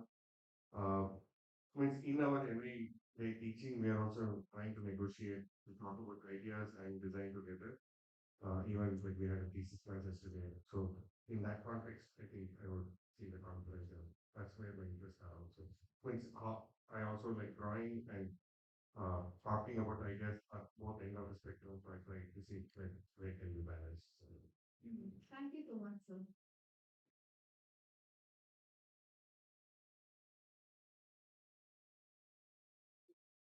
Hello, once again, at the end of the day. I currently teach at Anand University in the Dean of the School of Architecture. I trained as an architect, but I was advanced degree in history. So for the past 15 years, I've only been doing research. And as I was sharing with the other panelists this morning, I think it's a very different kind of perspective back into architecture. uh, having practiced very briefly, practitioners have to grapple with the sort of everyday life of totally a project is done. As a historian, I have the privilege of being able to watch these processes without having to grapple with the processes myself. So there's a ringside view of architecture, and having trained as an architect, I'm aware of what some of these negotiations are. Every architect has to negotiate so much to get a project done, and that is also historically true. So I'm very interested and I studied at SET. Professor Doshi was my faculty. I did my final year with him. So I've had the privilege really of working with some of these really very well known gods of Indian architecture in a sense. And yet there is this sort of messy reality of how architecture operates. My interest as a historian has really been in how do we look at these messy realities as a way of conceptualizing what architecture really means. Because it is in those negotiations that the power of an architect lies. So I'm really interested in all the kind of errors and contingencies and unexpected site developments. And having worked, seen Professor Doshi negotiate some of those things, I also realized that what we know of him is all the stuff that's written in the books, but his real genius lay on the table sitting across from a client, getting a client to do things that would otherwise be unthinkable. So it's that bit that really excites me as a historian, and increasingly also with learning, trying to empower students embrace that. It's very easy to embrace poetry. That's glamorous stuff. It's far more difficult to come to grips with the real stuff that gets the things made the way you want to do. And that's definitely what I'm also interested in pursuing over the next few years as the dean at Anant is making students confident that yes, mess happens, shit happens, but learning to deal with it is how you get to realizing whatever your visions are as a designer. Thanks, ma'am. That was quite raw and transparent of you. Yes, so Leon. Hi, good evening. I know it's the end of the day, a lot of you are tired, so I'm going to I'll try and be as short as possible. I so my sort of positionality is as a sort of philosopher of technology, and that's how I sort of engage with architecture as well. So it's kind of interesting to see how many of you all are on your phones as an event is happening in your front, not even looking up as I say this as well. That way, you could have sat at home. Anyway, the long and short of it is that. So, you know, so for me, the interests in architecture are actually a lot has to do with its exclusions. To give you an example, the person I worked with had written a seminal paper on how the chief planner of New York had designed these beautiful houses in Jones's Beach. For those of you who the famous movie the Darren. Anyways, long and short of it is he had designed this wonderful, lovely sort of suburban development in Jones's Beach. And then the avenues that led to these developments, he built underpasses that were less than 14 feet high. Basically, this meant that public transport could not go to the beach, effectively making sure the African American community could not go to these things that he built. So my general sort of engagement with architecture, it's still sort of that always kind of makes me sort of question my students are why do you have a separate entrance for people who are actually cooking your food? Why do you have separate utensils for them? Why do you have a particular person coming to your house to do your sweeping? Why is someone else to do your cooking? These are the kinds of everyday things that so architecture to me is very emblematic of the spaces that we create and these practices of everyday exclusions that we do, and that's basically been what I like to say. Thank you so much, Sir Leon. So, going ahead for the panel discussion, since we're at the back end of the day, and similarly, we've heard today a lot of our audience present their research over a time slot of 15 minutes each. We too shall be having a time slot for every question asked and answer delivered. So it shall stand at 2 minutes. That's enough, right? So, anyway, so we position or rather, um, nomenclate this panel discussion to be the absolute fundamentals of research. So, no brain wrecking questions, but rather just the absolute fundamentals that a first year could understand to a fifth year architect proceeding. So, before we begin, I'd like to know your opinions on today's presentation. So, if we went through it and as we spoke over lunch, this definitely shows the reality of the sort of research training disseminated in architecture schools today in India. So, if we could have two of our jurors seated here to share their opinions on the same.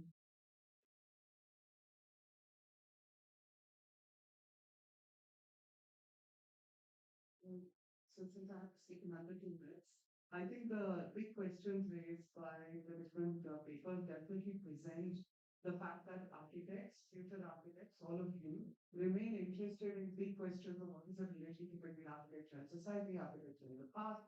These are all big questions that don't have easy answers.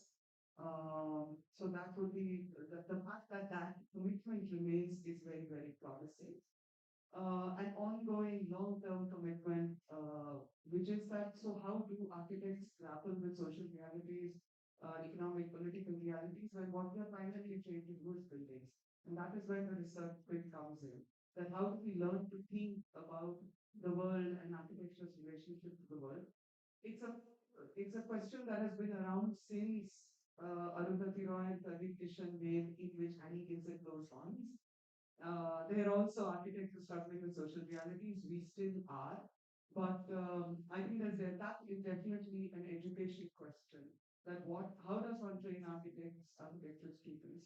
And I think that is something that we have to grapple with as educators to think of ways in which we can better train students to answer the kind of questions that we have asked of all of you.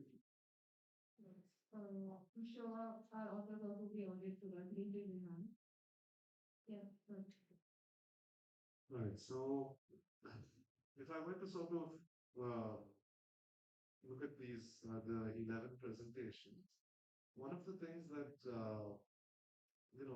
that of course came across without seeing, well, just reading the abstract was most of them were looking at critical regionalism. And so, what one, uh, what was sort of said missing was a critical reading of critical regionalism. I mean, and I think, alluding to the earlier point of theories being also kind of ancient after they 10 years old. I remember when I was a student of architecture, and I mean, it's sort of, when I'm saying these things, I'm realizing how much of an impact my 18 months in Goa has made on me. But I do remember that we had I don't remember the name, but she had come to SPA and had presented the kind of the duplicity of sorts in how one read Charles Fourier's work. Right, and she took two examples. One was the IC Center in Delhi, and the other was the Jawad Kala Kendra, which you guys know is in their backyard. And so one of the things she pointed out, and she drew from various writings of his work, to show that how in one case the use of red sandstone was supposed to reflect the new identity of India, etc. And in the other, the same use of red sandstone was supposed to reflect the traditions of traditional Indian architecture and stuff, right?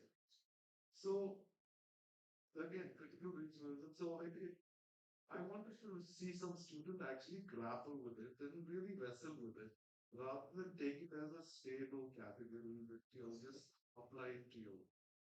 So I'm just explaining to you this particular situation where it really it's actually quite a problematic concept. And one more sort of example I'm going to give you about how one could problematize this. So a lot lot of you all must know Goa and the Bomb Jesus Cathedral, right? Now, most people don't realize that in the 1950s, the facade was actually, it was actually a plaster church. In the 1950s, someone took off the plaster for certain political reasons. And then today, actually to the detriment of the cathedrals, we are still using that as the icon of that particular church. All right, so again, what is history? What are these traditions? We have to question them. And in fact, it's influenced all so much of traditional architecture in Goa and elsewhere, where exposed laterite is like the visual kind of finish. So these are some of the, I'm just using these anecdotes because I think it's really of architecture. We really have to, wrestle with these things. There are no easy answers. That's the one thing you're realizing. So yes. Things are beyond. So, like you said, like both our juniors rather said, we need to, if I had to people with, we need to read more, we need to analyze more, and with the comfort, I mean, our generation has this comfort of excessive information in time our parents had, or rather, multi-million times. So the lack of putting the number. But I'm sure these are some things that we would definitely have to um, try to master going ahead. Like the next question is to Sir Vijay. As an architect, which architect's research do you really look up to if you had to pinpoint one?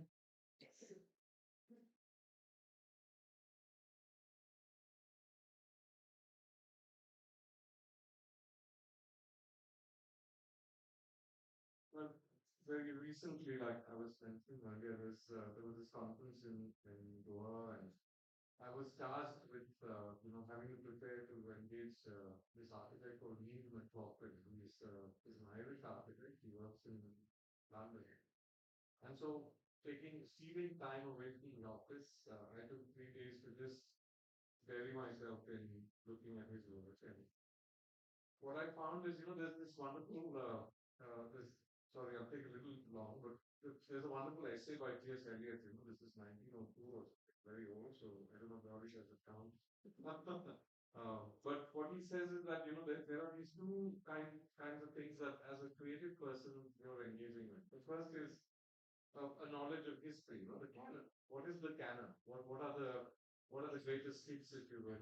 What as an architect, what is my knowledge of what has come before? What are the, I think in all aspects, politically, tectonically, etc.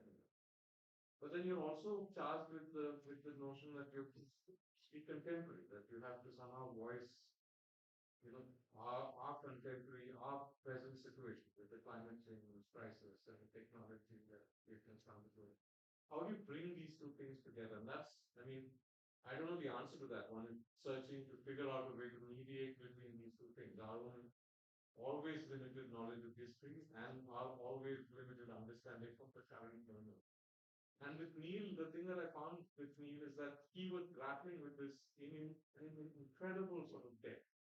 So every time he's traveling, for instance, he came to Goa, he was there for a day, and then immediately the next day he has a list of 20 buildings that he's developed over the past few years. And they're all over the world. And for whatever reason, because of his interest in certain kinds of sacred architecture, he wanted to go see the Baja caves in Pune. So he split from Goa and went and spent 3 days just looking at these buildings because he was fascinated and he wanted to know what it was to have that embodied experience in that place. So I would say that as a researcher, so research is a very heavy word. It seems like none of us can be researchers and you have to put on a gown or something and then you become a researcher. But actually just being alive in the world, being really aware, being completely involved, trying to figure out as you see things, what the value in that embodied experience is research. You're traveling, you go to a place, you draw. So Neil's made all of these 63 now. But he's got all of these sketches of, the budget caves. He's trying to figure out the plan. He's seeing sort of the street points and things. But basic things, what you do in second year, just in an effort to get into his bloodstream the proportions and the conditions by which this structure is evoking these qualities, it's an amazing construct, these rock cut things. And we're trying to figure out how much light is getting in there, why is it structured like that. So anyway, I think Neil is a great example. It's spelled Niall, Neil McLaughlin, like John McLaughlin, the great guitarist. And so, I mean, take a look at his work and the way that he's positioning his work in the larger trajectory of Western architecture. He's really an educated architect who's working with this understanding of where it's chart, understand the canon, but also try to figure out a way to operate in the world, recognizing the challenges we face. I would say, yeah. Definitely, that's quite something to ponder about actually. So today, even during the jury, a lot of the jurors pointed out that the presentation lacked architectural drawing or other analysis on the plan. And since we're speaking about drawings already, we have Sir Kiran Kumar here. If you check out his Instagram, he does an act of tracing other plans and analyzing it. So, sir, if you could share a little bit more on your experience with regard to tracing and the importance of it and how, again, it's like an elongated question, but how it can help second year, third year, fourth year, or even a researcher develop and enhance their research.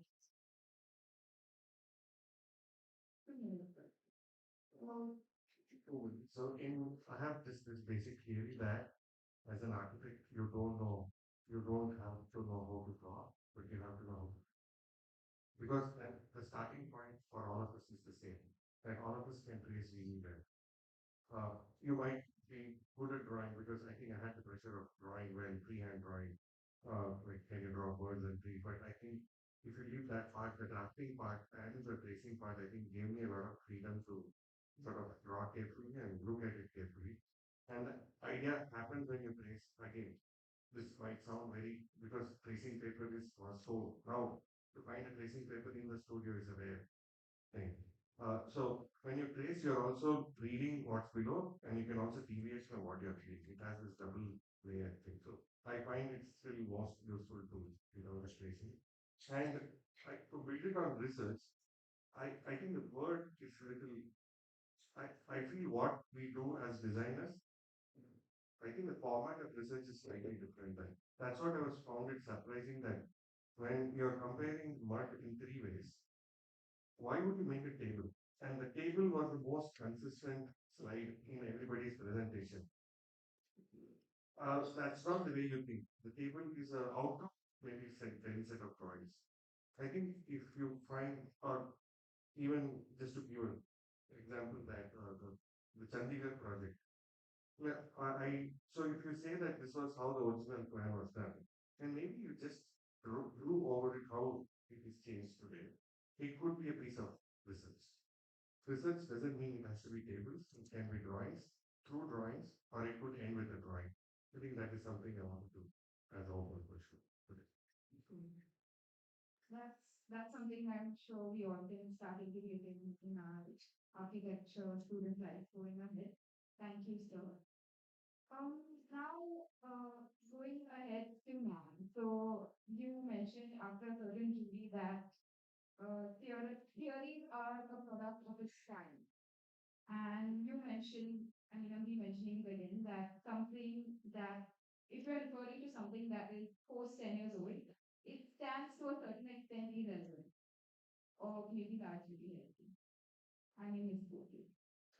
But going ahead, if you could suggest one author and one piece of literature that one really has to delve into, or you'd recommend, we'd love to hear that from you.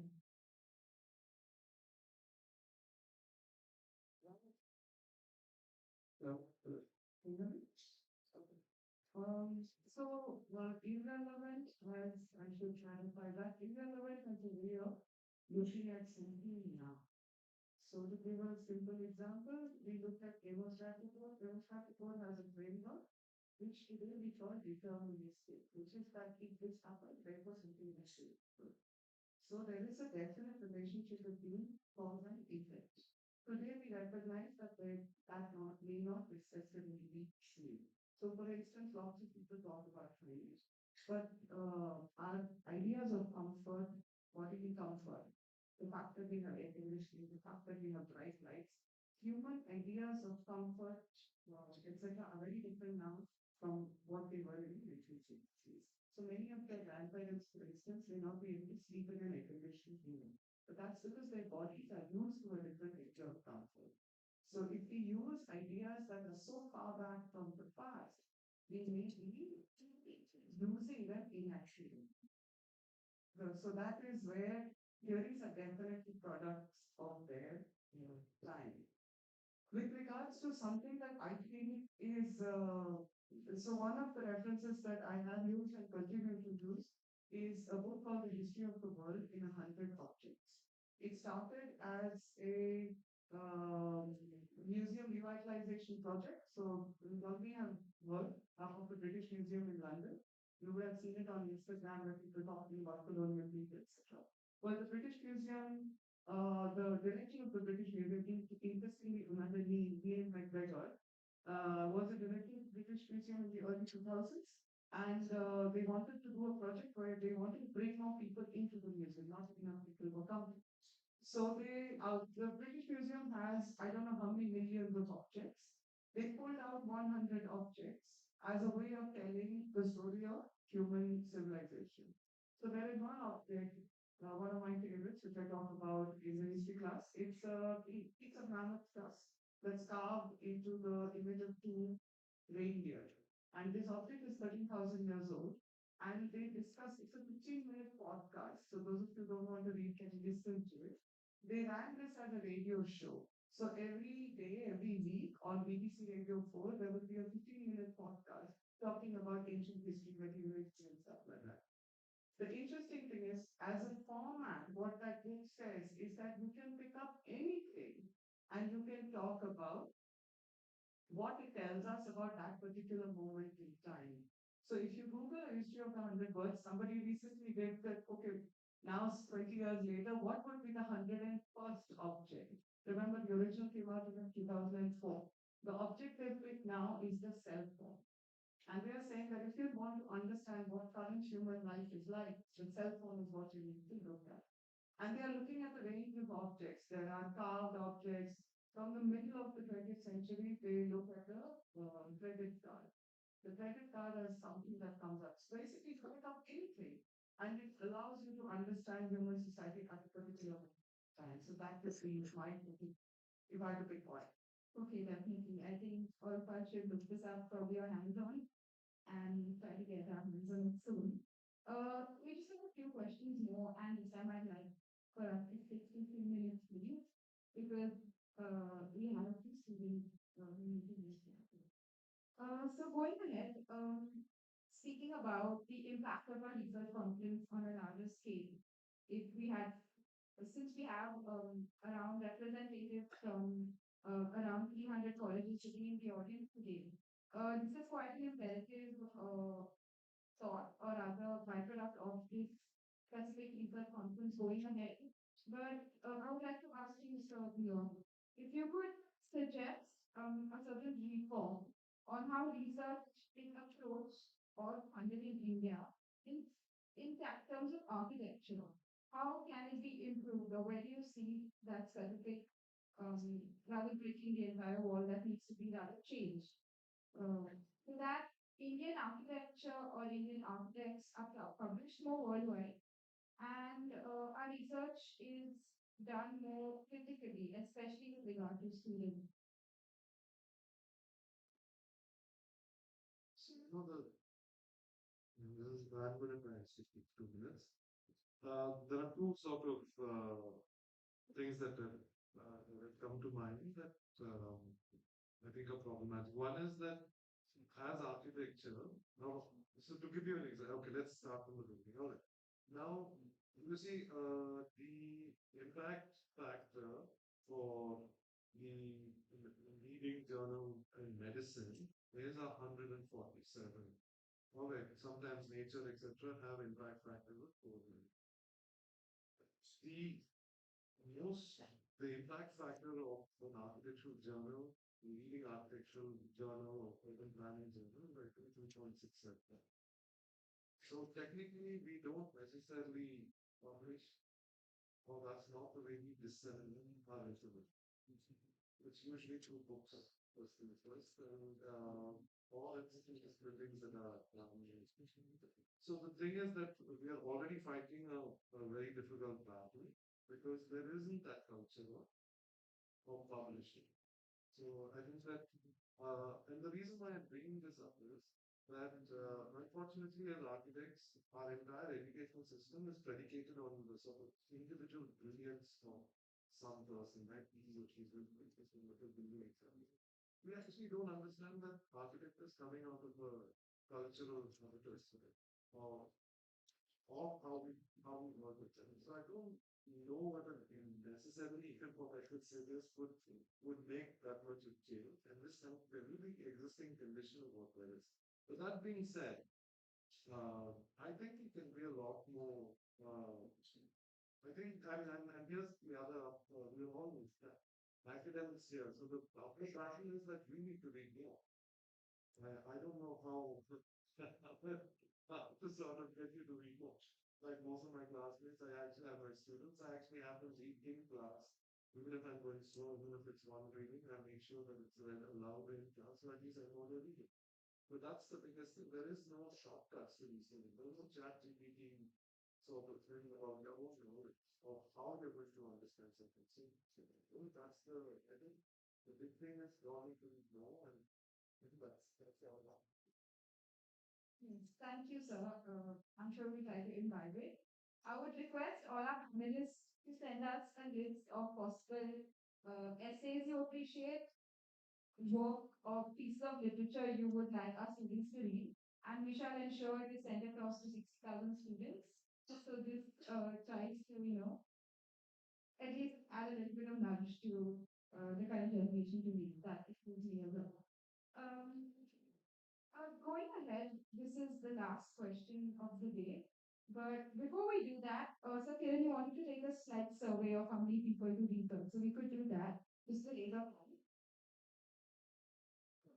I'm just curious, if who has written a research paper like this from your knowledge? Not those who've done it for today. Like this, it could be not exactly like this, but a similar effort of having a question, putting it in words, and writing a bibliography. However, comments we have given, but there is a method to it, right? How many colleges have done this, or how many of you have done it? Okay.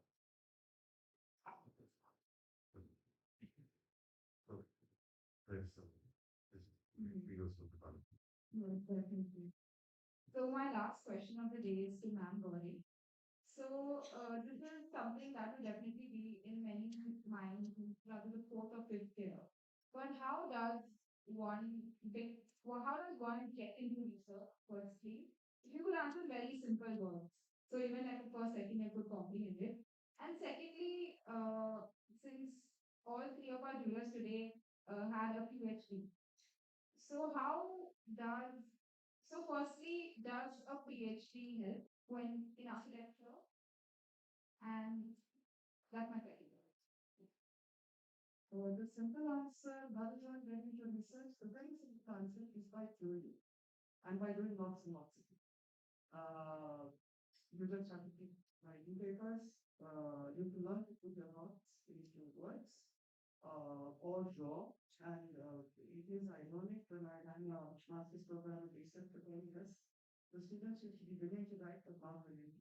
I think architects reluctance to draw is incompetent, simple, but drawing is how we feel.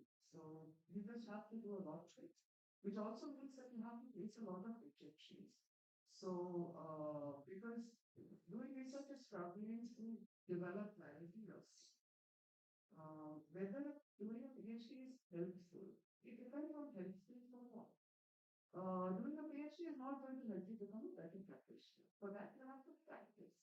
But if you're interested in ideas, you're interested in thinking about complex problems, a PhD is training to think about complex problems. One of the reasons why many of you have not done research is because, for the most part, the bachelor's program is training you to become a practitioner.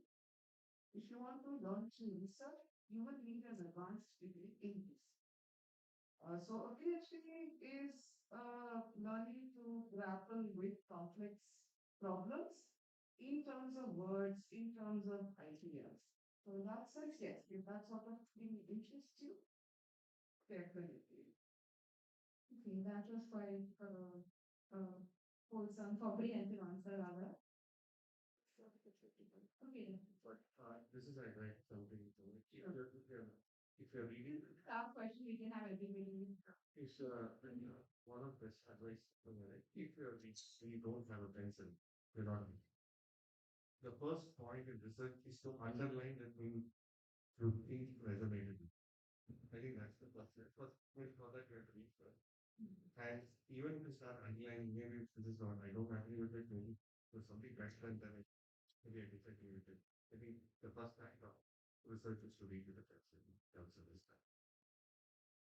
I'm going to note down what you think. So I mean, this is a canned answer, but it's something that I've been giving lectures for a while. So in terms of research, one of the best sort of persons who put this across is Arjun Apodolai. He says that research is a basic human right. Everyone does it. A human, poor person going to a post office to know how to post a letter is asking someone, and that is a better piece of right? So how you get there, crowd, phone numbers, exchange, etc. All of these, everyone is doing research. It's not some exalted ego thing that you only do in a library. So first things first, two things. So if I can sort of finish it with my concepts in this is that you have to understand that research is a basic thing that all of us do. It's once we sort of start recognizing how we are doing it, I think that is where, and then doing the living more systematic. That's what he said. That's what I said. Research is a calculated or a systematic undertaking into the unknown. So the point is you're all doing it. It's just that it's not only the idea would be how to develop a system of doing it. I think that then you learn about it. Similarly, that being said, the other side is also that actually the best persons to do research are architects. Because everything that we do is design. Alright, so designing how to do research, it should be second nature to us because that's what we're being taught to. And with that, I'm going to end with the fact that also design, we keep exalting it into these large issues, right? One of the Nobel Prize winners, I think, said that research, again, is changing existing situations into preferred ones. So when I explain to my students, we're always late to class. Say, how will you come early to my class? So imagine you can't wake up. So you tell them, hey, I'll buy you breakfast if you can wake me up and put me on the bed. Right? That is design. So the point is that both research and design are not some big, huge things that are pie in the sky. They're actually everyday things that we are doing. It is not conscious at us. So there's one thing I'd like to tell you, take you home today, is that both research and design are everyday. That is quite a simplified way of comprehending the use term of research. Yeah. Yeah, when I was in second year, we had a teacher called Amit Vijay, and he used to make us trace. I mean, just going back to what Kiran was saying, he used to make us trace inverted times. From another age also. But we didn't have computers, and so we used to trace out plans. So he would assign buildings, and then we would make these tracings of the plans. And I still do that because in drawing it out again, it's a form of research where you're understanding the logic of the plan, the cadence of the structure, the proportion of the program is all of that starts getting. So now we look at a plan and you kind of immediately know that either the proportion is not right, there's too much circulation, or the staircases are too far apart, and the structure may not really work. And all of these understandings come just by looking again and again and again. It's like language, no? I mean, the more you either write or the more you sort of hear, it sort of improves your own vocabulary. And so for us, the plans are, for the plan section, There was that wonderful story of, if you kept drawing out those lovely sections of the curve, then your hand will remember that when you have to do a curve the next time, you will then draw that perfect curve like out those great curves. So you start there, you begin because you've just done it. It's like a riyadh, when the genie shows up. That is not the thing. So sometimes it's just simple stuff like that. Exactly what Leon said. It isn't, it is just everything that you're already doing, just do it a little bit more. And then sort of get it. Thank you so much, Doc, for sharing your thoughts. We have a few questions from the audience. If there are any, okay, so this is for English Secretary. If you'd like to ask a question to any of the students in particular, or a general question, kindly raise your hands. You'll just be taking one or the questions. Yes, please.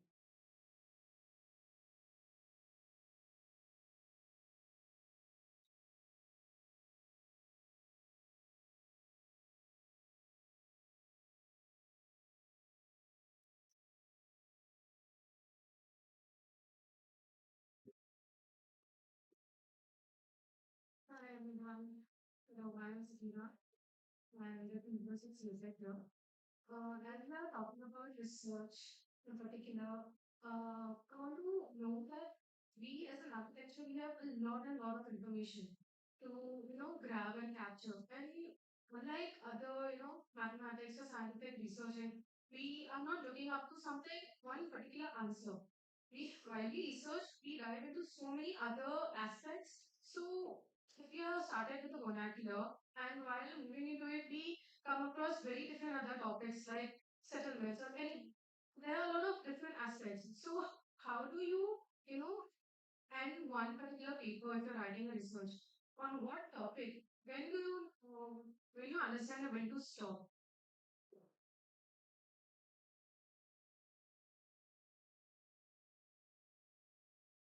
So again, the straightforward answer is that you stop when you run out of. It's absolutely the straightforward answer. So I've architects usually that is story. That's you have 2 months to write a paper. And if you only have half a Saturday to do it in, that's the time you take. I would be surprised. This is the advice that is given to most PhD students as well. Nothing very long. It's fun. It's fun. Yeah, and the other reality of it, of course, when you're a good student, the other reality is funding. But I think jokes apart, I just flag up a couple of things. You mentioned that as architects, we have a lot of information. I think architecture students are quite unusual in the expectation that we will do research. That we wouldn't expect an undergraduate medical student to do research on something. Right? That's usually stuff that happens at a higher level of learning. But that's also because these are open-ended and more open-ended than they may be for other disciplines. And yet there are things that constitute the core of knowledge. So it's worth just remembering what do we know and therefore what is it that we are trying to find out. And use AI and use that as a starting point. I mean, that's absolutely unprecedented. We need to write a paper, generate a paper on AI first and see, okay, what's the rubbish that ChatGPT or Claude is telling you and what's wrong? Because so much of it is just plain wrong. Use that as a way to, build on it. Now you have systems that make sense of things for you very quickly. And so then identify it, but otherwise time. 6 hours, time. 3 months, time. Thank you, ma'am. Any other questions from the audience? Mhm.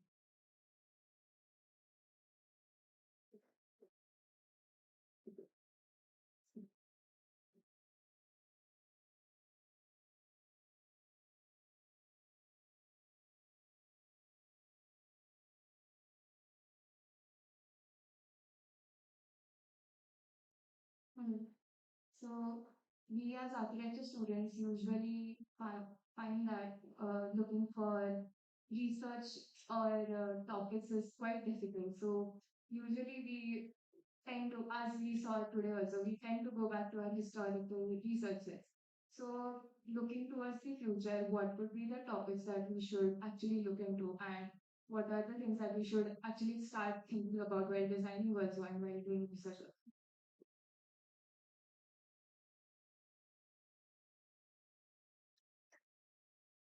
So in my sort of time teaching undergraduate, one thing that we got 15 years.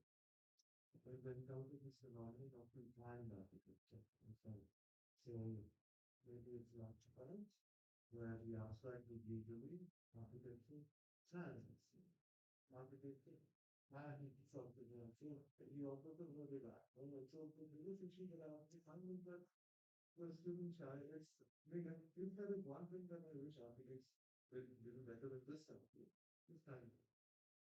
A lot of the issues that we seem to have. However, issue time management, we really don't know how to plan a long-term development or medium-term development. That is very, very easy. So that have job in different confidence.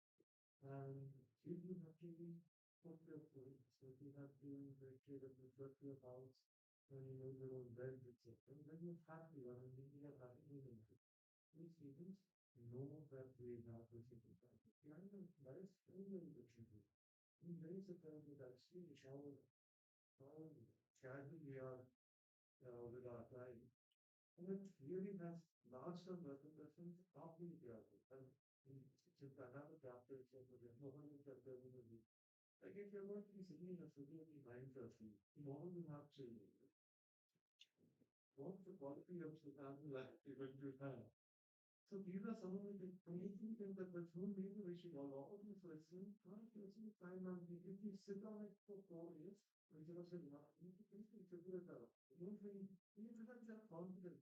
See, example, I'm just saying, in the sense that, maybe again, to go out, is we should see the goal for the architect is maybe it's a small state, so very confident. When you begin in your own skill, and this is your, each year that you're looking plan yourself out. You know, nothing takes design into expectation. There's a wonderful essay in the Crossroads of Richardson, where he says that your drawings are actually ready after you've completed and something is able. How many times do you think that drawing for Korea? When the printer is the one who is foreign, who is not really like that. Right? So these are some of the largest issues that you have to deal with. I think time management is by and large the biggest issue, and the rest of this is really disorder.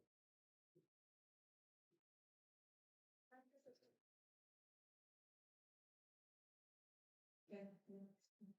Thank you so much, Alina. So we'd love to end the panel discussion and this lovely day we spent together with each other. Again, a lot of gratitude from the council to our tutors, our moderators who come in from all parts of India, and the authors of our research papers. Thank you so much. And some parents also who come along, and faculty.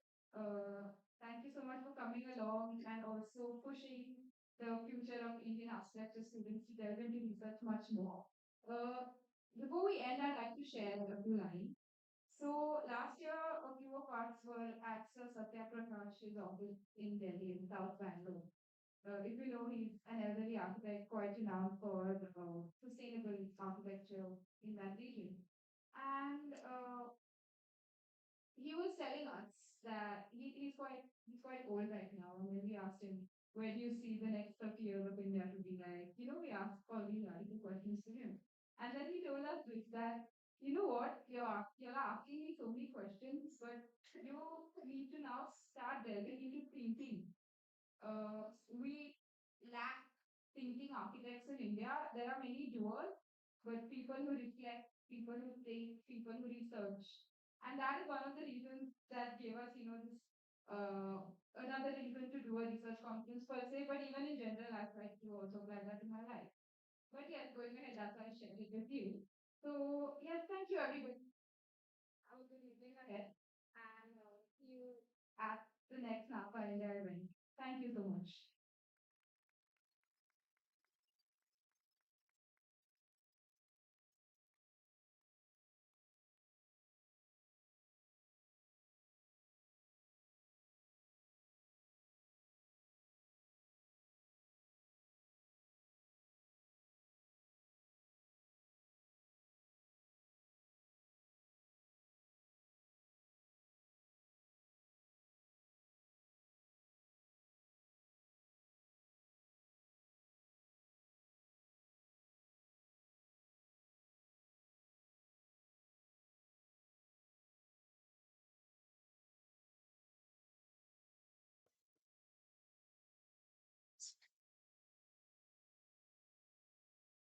That was a wonderful panel discussion that we had.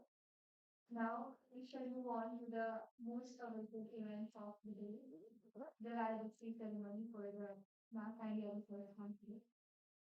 I would like to call upon stage the National President Lekit Jain, the National Secretary Shikha Kamal, the National Vice President Javin Garg, along with our moderators, Architect Vijay Ramachandran and Architect Kiran Kumar, to present the certificates to the participants and the winners.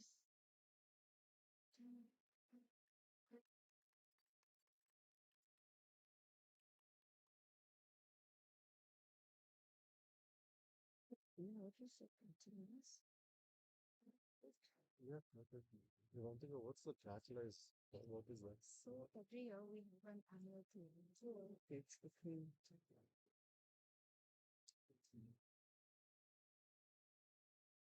send you the letter actually. I coined that. Well, Simran Taj T. Rubali.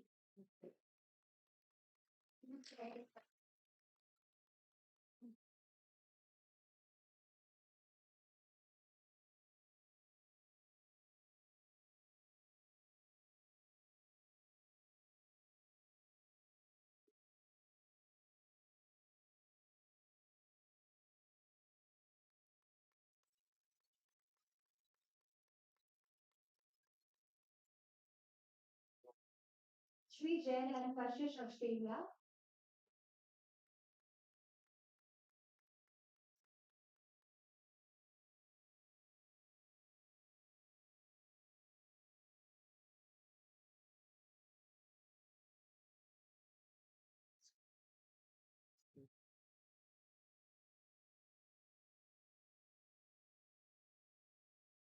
oh, yes.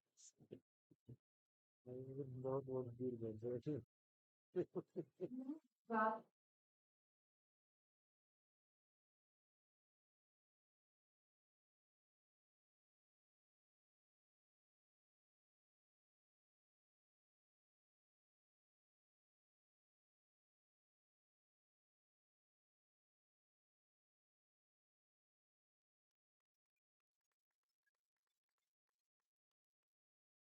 Naina Kodar.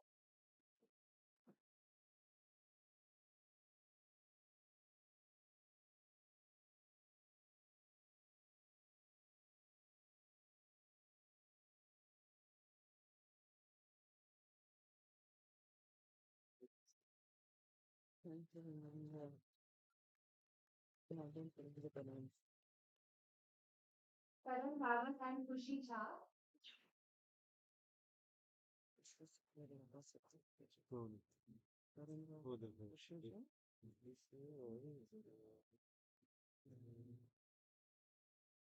Since I don't know the something is in that camera, so what does that mean? The seven, one, six, six. Okay. Okay. Parth Malu and Amir Badshah. Yeah.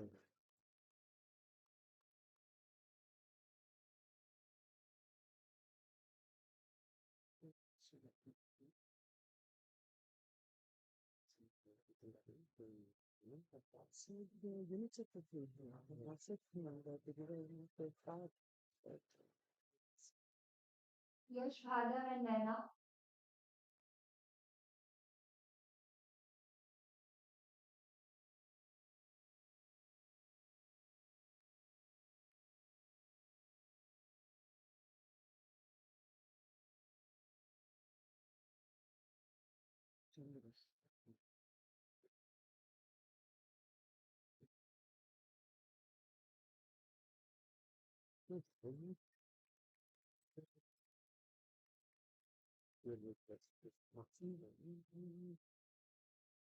Jyoti Mehta and Monali Guleria.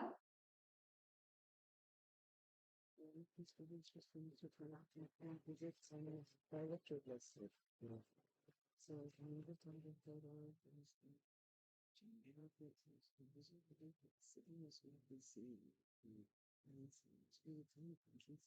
So different things if it is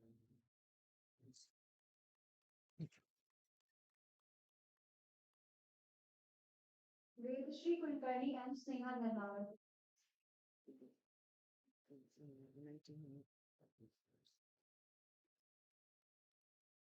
relating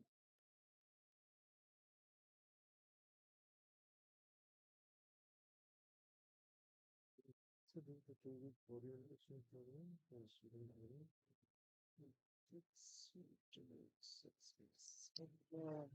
they have a subject to the third and maybe one of the big members of the series resolution. Now is the time to announce the winners of the first NASA India Research Conference. Are you guys excited? Doesn't sound like enough.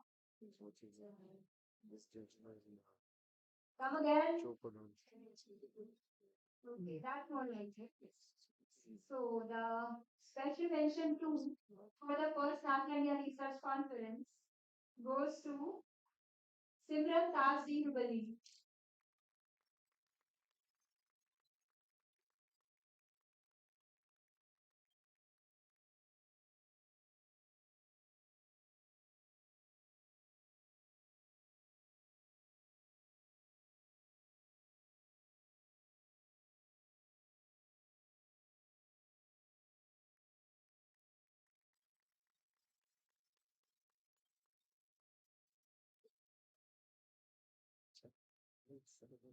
The special mention one of the NASA India Research Conference goes to Naina Podar.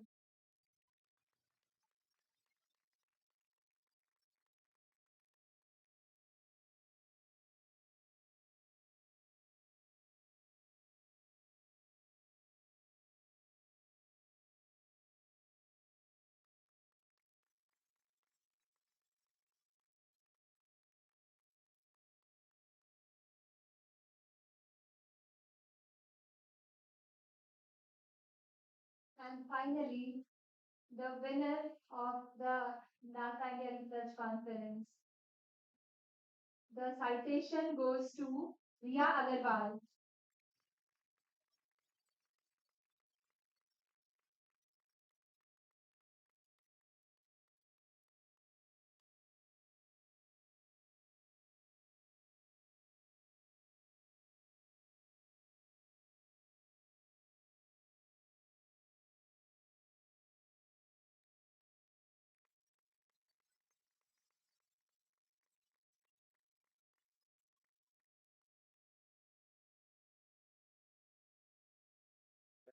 the daughter of an architect. Yes, because the university the concept stuff in by fast that the freedom like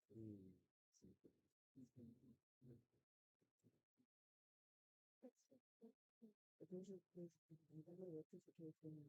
Congratulate all of the winners and participants Shant, I didn't want it to see. for the No, it's wrong. for the fact that you have that the fact that you have participated in the first ever NASA India Research Conference or the research conference for undergraduate students at this scale in architecture. So now as the day draws to an end, I would like to invite National Vice President Jalandhar for a vote of thanks.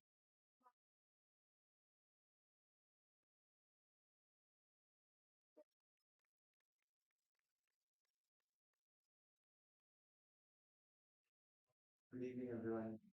So, I proudly announce that we finally concluded the first ever edition of the NASA India Research Conference 2024-25 on at the Vivekananda Global University. It was really a long journey of 8 to 9 months. We released a brief in around January with the support of course, our esteemed moderators, Sir Bijoy and Sir Kiran.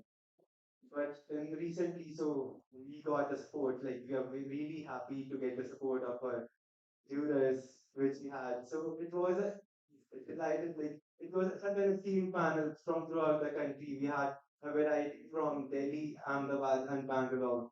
such a variety and such a diverse panel from throughout the country in which these 11 papers are and in front of which these 11 papers are presented. I think this is a rare opportunity which not all get, not in your colleges, not anywhere. So I hope it was a good experience that you had here at this conference. Yeah, so I hope it was you learned a lot. At least I was sitting here throughout the day. I listened to these 11 papers and the comments of the critiques of the jurors and the panelists. So I learned a lot actually. It was a great way to actually learn to how to write a research paper.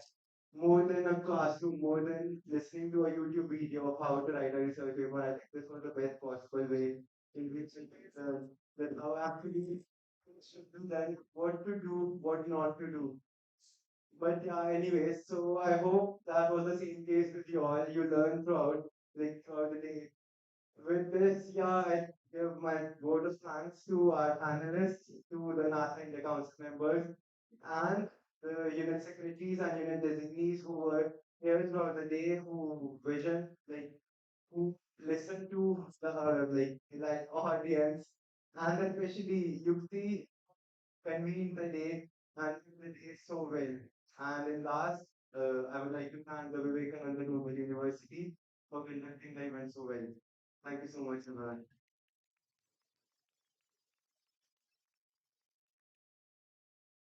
At the end, the last words of the day shall be that I would like to appreciate all of the mentors who have helped the research papers become successful and actually come to life. So I would like to appreciate all of the mentors who helped all the 11 participants. And apart from that, I would also like to appreciate the 67th year National Secretary Harshvardhan Burande and 67th year National Vice President Champion Barani for actually bringing the vision of entire NASA India Research Conference to life, which was an initiative that was taken by them, but unfortunately could not be concluded within their tenure. However, here we are appreciating all of the effort that they have put in and collectively showing our gratitude to make such a big event happen and hopefully something that will keep happening in the future years. So thank you all of you people sitting here and supporting all of the participants and showing your support to them and basically making the entire event happen. So lastly, without you all, it obviously would not have been possible. Thank you all of you as well.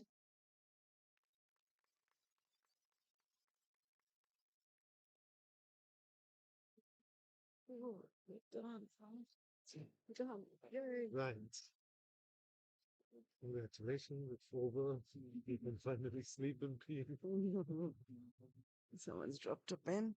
Oh, That's you? No, that's not mine. Oh, yeah. Look, I'm not going to be able to take the flowers and go yet, so give it to someone who's local who's staying in the city.